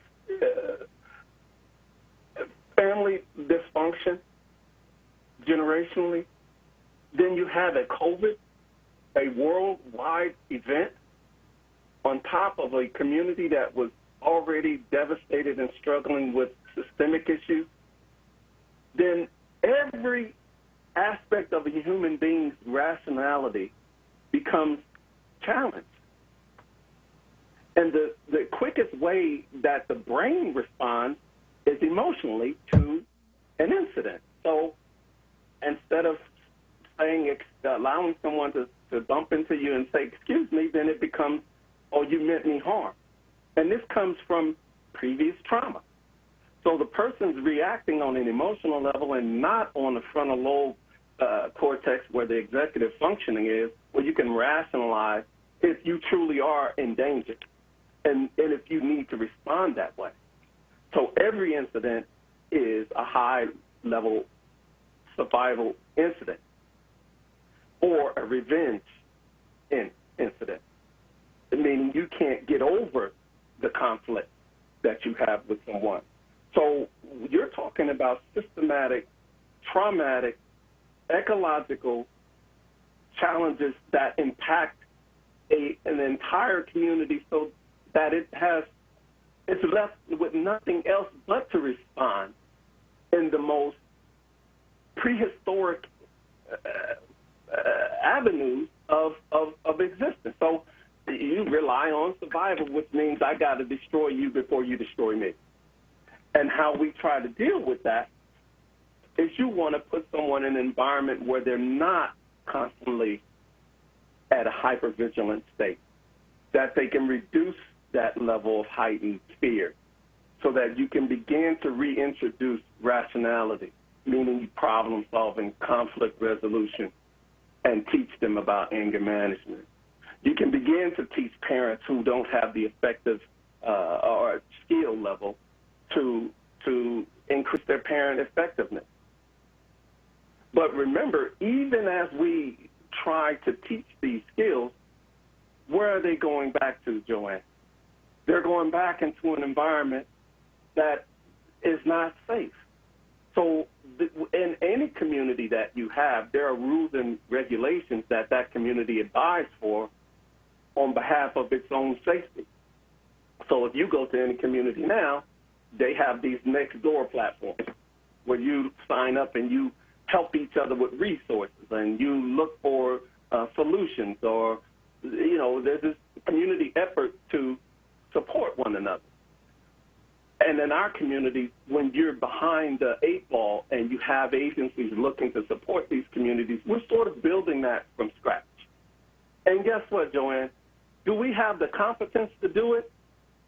Absolutely. Do we have the means to do it? Absolutely not. And we don't need people coming in to save us. We've had communities that were highly functional even when they weren't funded. So if you take a 1921 Black Wall Street, that was self-determination. of a community. So when we are able to sustain our community, someone challenges that model and makes us take a step or two backwards when we do figure it out. But in 2021, it is time. We're at a place right now where George Floyd, God rest his soul, brought a level of consciousness to the world. And people are tired and want some humanity. And they want that humanity and access to services with, by and large, they want to see people who look like them. And to be honest with you, many people don't understand how and why they can't. Well, the people who control the dollars, that model doesn't work for them because that doesn't include them providing the services, and therefore you interrupt what I call the model for pimping off of poverty. I don't mind that if you do the services and you see the changes, but obviously that model hasn't worked, and it hasn't worked for the past 30 years. It's not working. Something's wrong with it. We'll be right back. You're listening to Black Women's Leadership Council on WURD Radio 96.1 FM, 900 AM, streaming live on WURDradio.com, and we'll be right back. Hey everyone, it's Michelle Obama, and I wanted to let you know that Barack and I couldn't be more thrilled that we got our COVID-19 vaccine. This is a deadly disease, and we know the vaccine will protect us from getting really sick. It's how we'll start getting back to seeing friends and family and doing all those things we love again. So I hope you'll join me, Barack, and millions of others around the country and get your vaccine as soon as it's available to you. It's safe, it's free, and it could save your life or the life of someone you love.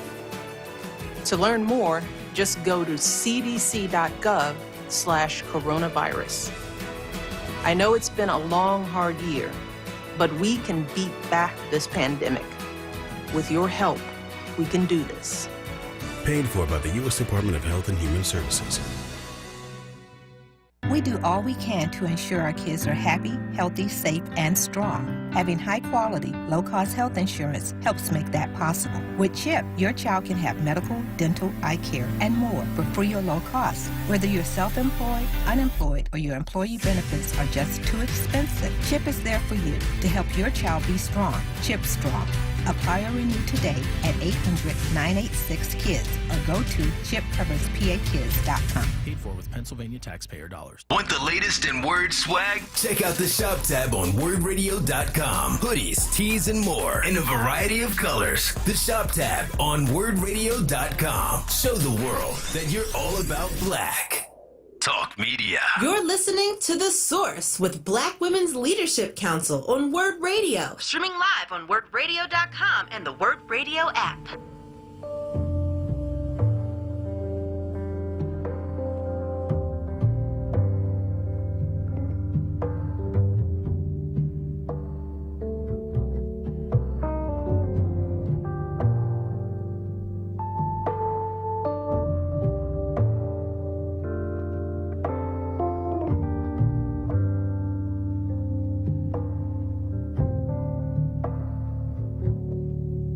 There is a woman in Somalia scraping for pearls on the roadside.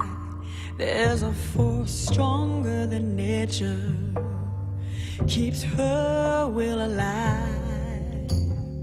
This is how she's dying. She's dying to survive. Don't know what she's made of. I would like to be that bread. She cries to the heaven above.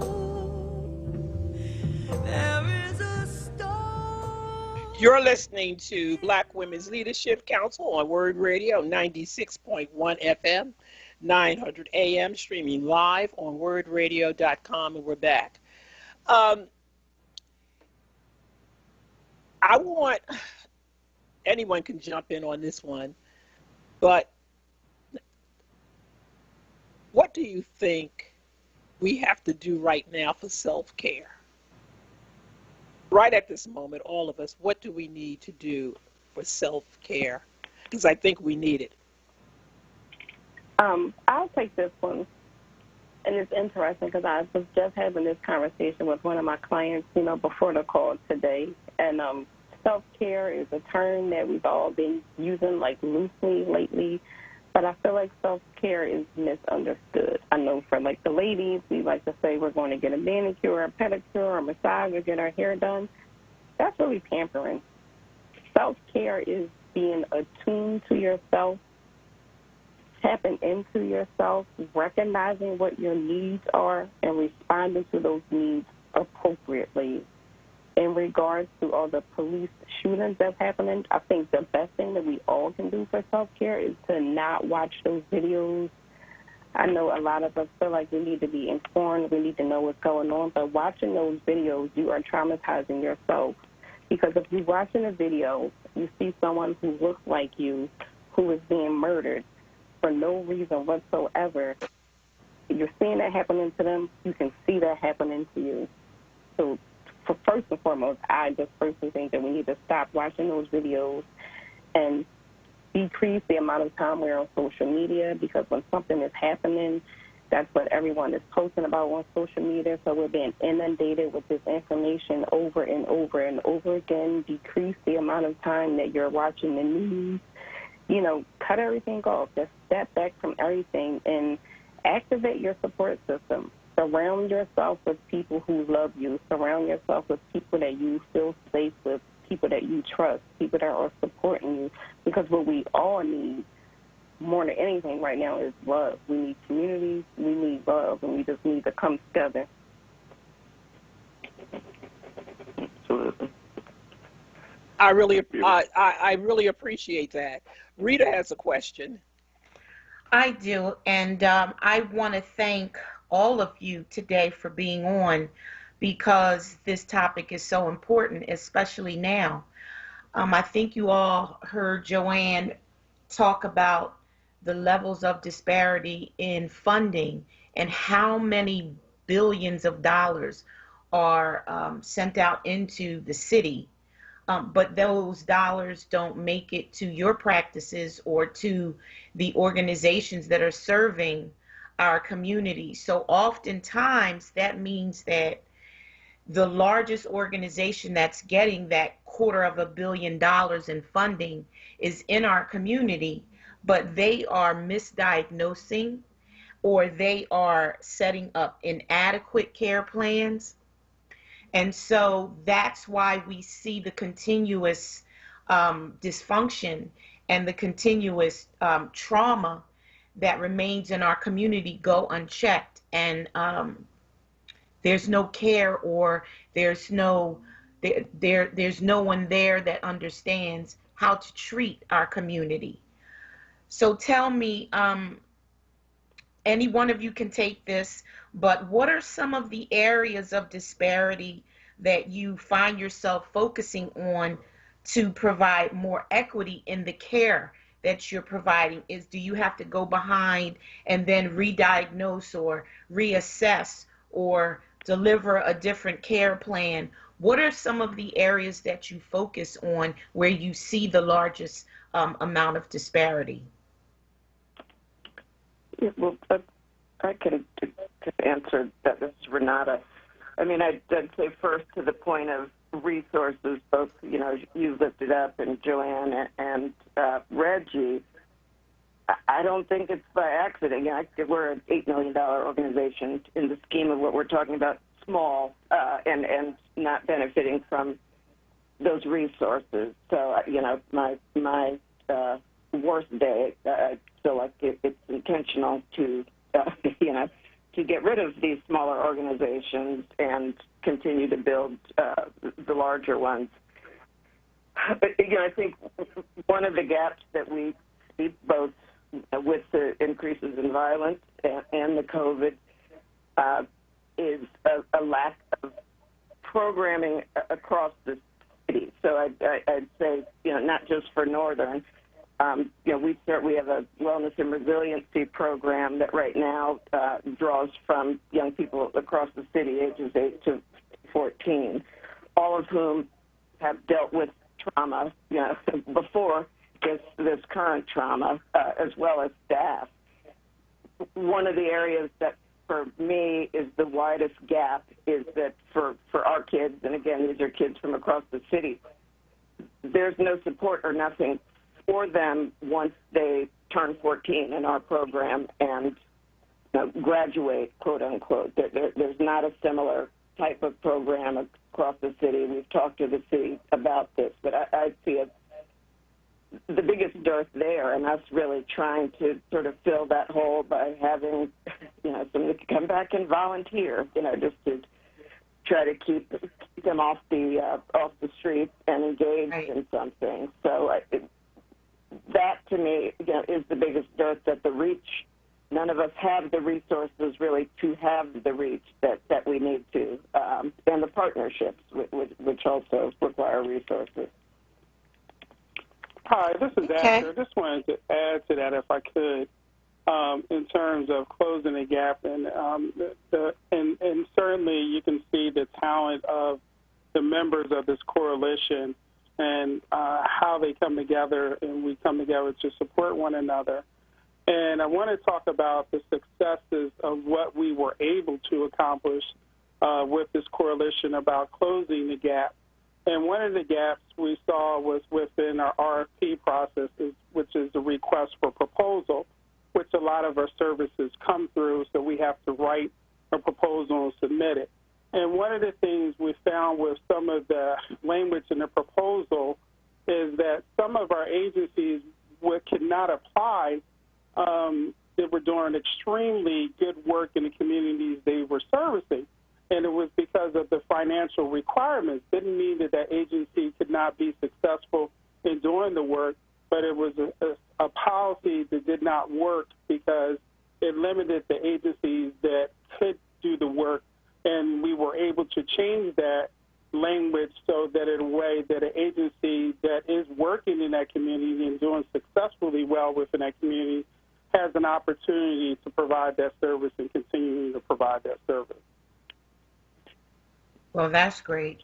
That's great. I know that this next question seems, it seems like anybody could answer it on the line or in the listening audience, but oftentimes when we go for services, whether it's psychological counseling, whether it's psychological counseling, we'll stick there. When we walk into those offices, we don't see people who look like us oftentimes. And we all know on this phone today that it's so important to have someone on the other side of that desk looking at you who looks like you, who understands that we have a shared experience.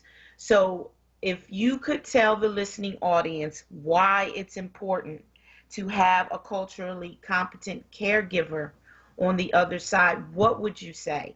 Just talk to the listening audience, because sometimes it's not as obvious as it seems.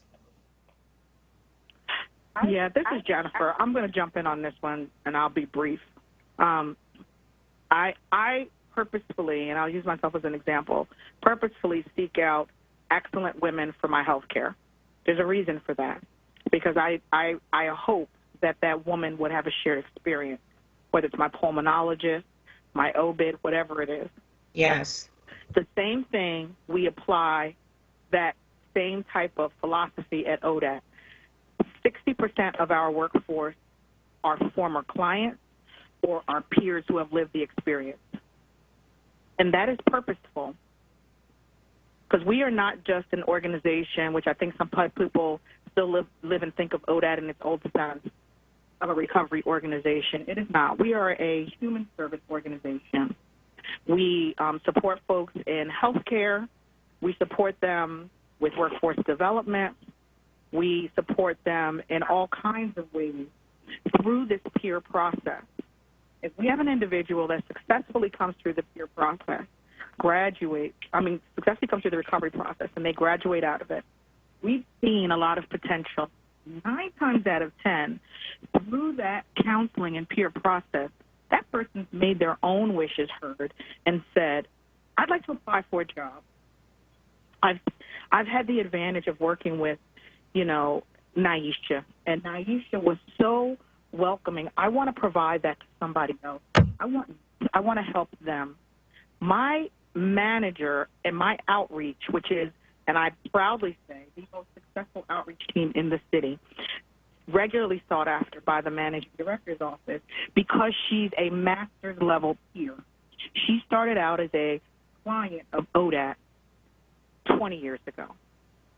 She is now a master's level individual seeking her LSW, but manages that team with fidelity. She's not just a woman. She's not just a woman of color. She's lived on the street. She's tricked, you name it. And so nothing that you can say to her that she does not understand. And that's why she's successful. That's why we're successful. Yes. And so it is the lived experience, and it's that speaks to it. And we've had this conversation at CCCP, that we find that our front desk individuals are doing trauma support right at the front desk. Because if someone walks in and they're already there, right? They're already in a place, or they're already having a crisis, 9 times out of 10, that front office person just has to help them get through that crisis just to have a seat, just to say yes to the appointment, just on the phone to say, please just show up. And that's a serious matter. Our folks won't even come 2 or 3 blocks further if, and I've had this conversation with LaJewel, if they have to go to another office, they may not come. And that's the trauma in their lives. Right. But if they don't even have a conversation with someone who understands on the phone, they'll never come. And I'll get off my soapbox, but that's a lot of the reason why we have success, because we hire our peers, and that's purposefully. My landscaping team, the individual who he finished his 15-year bid, he came to my boss, and 6 months later he was hired. He's now the manager, and he has now helped 6 individuals turn their lives around already. And that's what you have to do. So that's okay. LaJewel, I think that someone else was trying to chime in. Oh, hold on. I got to do this break. Before you wait, hold on. Hold. Coming right back after this break. You're listening to Black Women's Leadership Council on WURD Radio 96.1 FM, 900 AM, streaming live on WURDradio.com. We'll be right back. Looking for an exciting and well-paying new career opportunity? MCAP is a free manufacturing career accelerator program. In just 7 weeks, learn new career skills, earn industry certifications, and connect to manufacturing companies who are hiring. To see if MCAP is right for you, call 215-770-7101. That's 215-770-7101. MCAP is brought to you by Drexel University's Goodwin College of Professional Studies in partnership with EDSI Incorporated. MCAP is an equal opportunity program. Diverse candidates, including women and people of color, are strongly encouraged to apply. Spring forward to throwback. All this month, when you start or renew your WURD membership, you'll get exclusive WURD throwback swag, vintage backpacks, books, and tees. While supplies last. Offer ends April 30th. Sow seeds into Black Talk Media and grow with us. Visit WURDradio.com/join now to start or renew today. You're listening to The Source with Black Women's Leadership Council on WURD Radio. Streaming live on WURDradio.com and the WURD Radio app.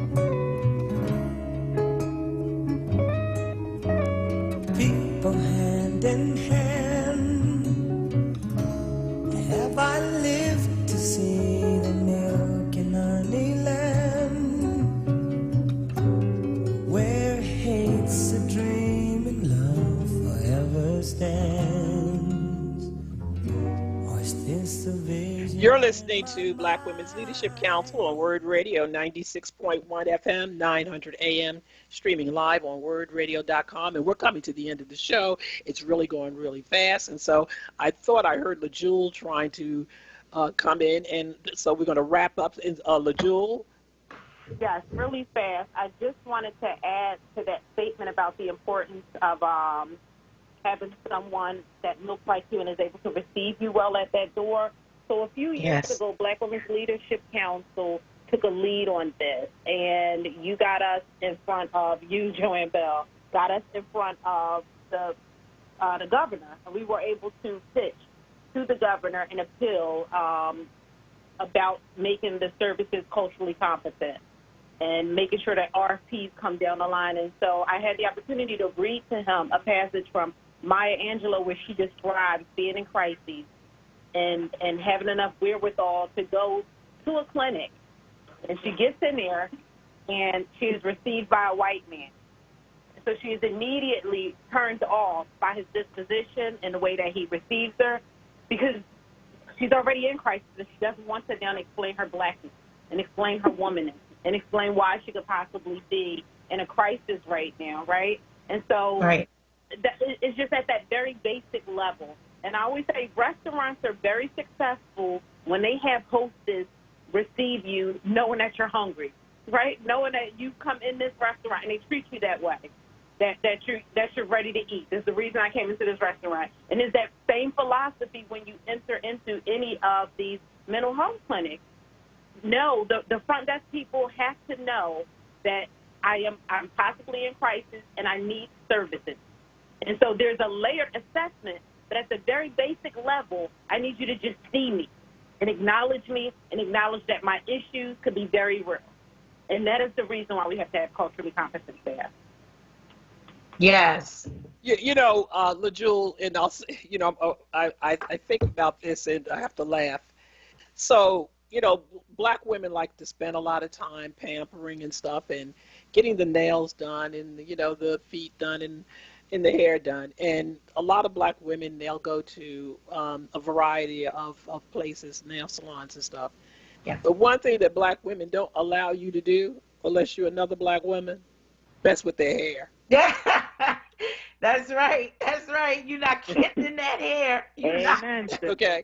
And so the issue that I would say is that when someone understands you because they share the same cultural perspective that you do and you're in crisis, you want to go where you can feel that that person is really going to understand you. Yes.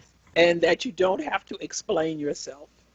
And so it is important, if the end goal is to get treatment to the people who need it, then we need to be able to have services that can do that funded.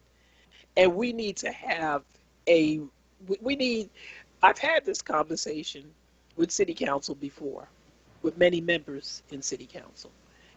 And I sometimes feel like we've hit a dead end with that. That this is something that I have been talking about personally since 2000. So it spanned many, a few mayors. And there has to be something that we put our foot down now and do it. That I've heard we're going to hold hearings about it, and year after year, it's the same rhetoric, but the people who are hurting at the other end of that are people who look like us, people who are now at their wits' end, and something needs to be done about it. And so a lot of times I'm reading these Facebook posts, and they say, well, stop talking about it, Joanne, and do something about it. Black women's leadership has tried to do something about it. We use this platform to do something about it. We break up in individual groups. And LaJewel, I'm glad that you mentioned that we brought it before the governor. Yeah. And listen, we have no relationship with this mayor.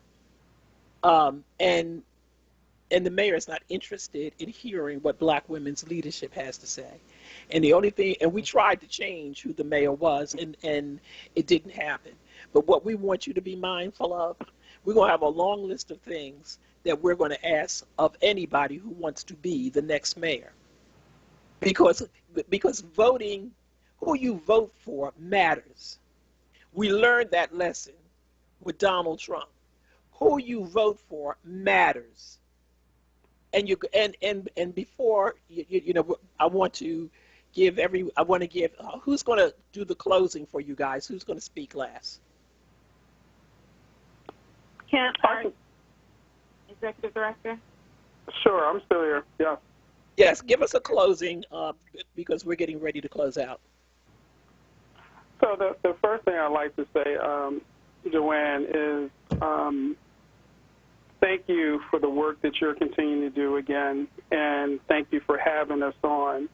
And I would be remiss if I did not bring up Dr. Chappelle and the work that she has done and how she has personally reached out to a number one of us in terms of financial strategy and support, especially for me when I lost my mother. So I'd like to say thank you to Dr. Chappelle, just so we can recognize her as well, because I know she is still with you and what you are doing in terms of your work. She's laid the footprint. Yes, she has. Yes, she has. And she continues to lay the footprint within our organization and within the things that we do. So I would like to say in closing, I'm extremely excited to be a part of this organization and the talent in our organization. And as we start to look forward to the future and what things are needed, we as the coalition are open to meet with anybody to talk about the work that needs to be done in the city, not just in the city, our surrounding counties as well, because a lot of it overlaps. I know that you had Dr. Taylor on last week talking about some of the things we love that that were interview. In the counties. So a lot of the synergy around things that are overlapping, and we really need to get hold on it. And one of the things as a social worker, and I'm going to say as a social worker because I know that you are a social worker, is we talk about a systems-based approach. And we have to look at engaging all of our systems, our police force, our school system, the places in our communities that our individuals tend to frequently go. So I will say that in closing. We thank you. We thank you, all of you. Yes, thank you. And we will have you back on because we need to find out how you fared going forward in the budget. We're going to keep on this fair allocation piece. We'd like to sit down with your group and members of City Council. And so you're going to be hearing from us. And we thank you very, very much for coming on. We appreciate you. Yes, thank you all. Thank you for having me. Thank you, Joanne. And you. Thank you. Thank you. So, Rita, as we close up, one of the things that I would ask next week on our May 5th show, we're going to be doing judges and revisiting the district attorney's race. But we ask people right now to keep your eyes open about the games that are being played around this district attorney's race. We received something, a ballot that was sent to me, and the ballot it was for a number of judges who I absolutely support, but it was it seemed like it was a sort of a sneaky ballot. I'm trying to pull it up, and it says it's the 2021 municipal primary Philadelphia County ballot, but it says it's the Richard Allen Social Justice ballot, and at the bottom it says the power of the black vote, and with a fist, and then it has for District Attorney Carlos Vega.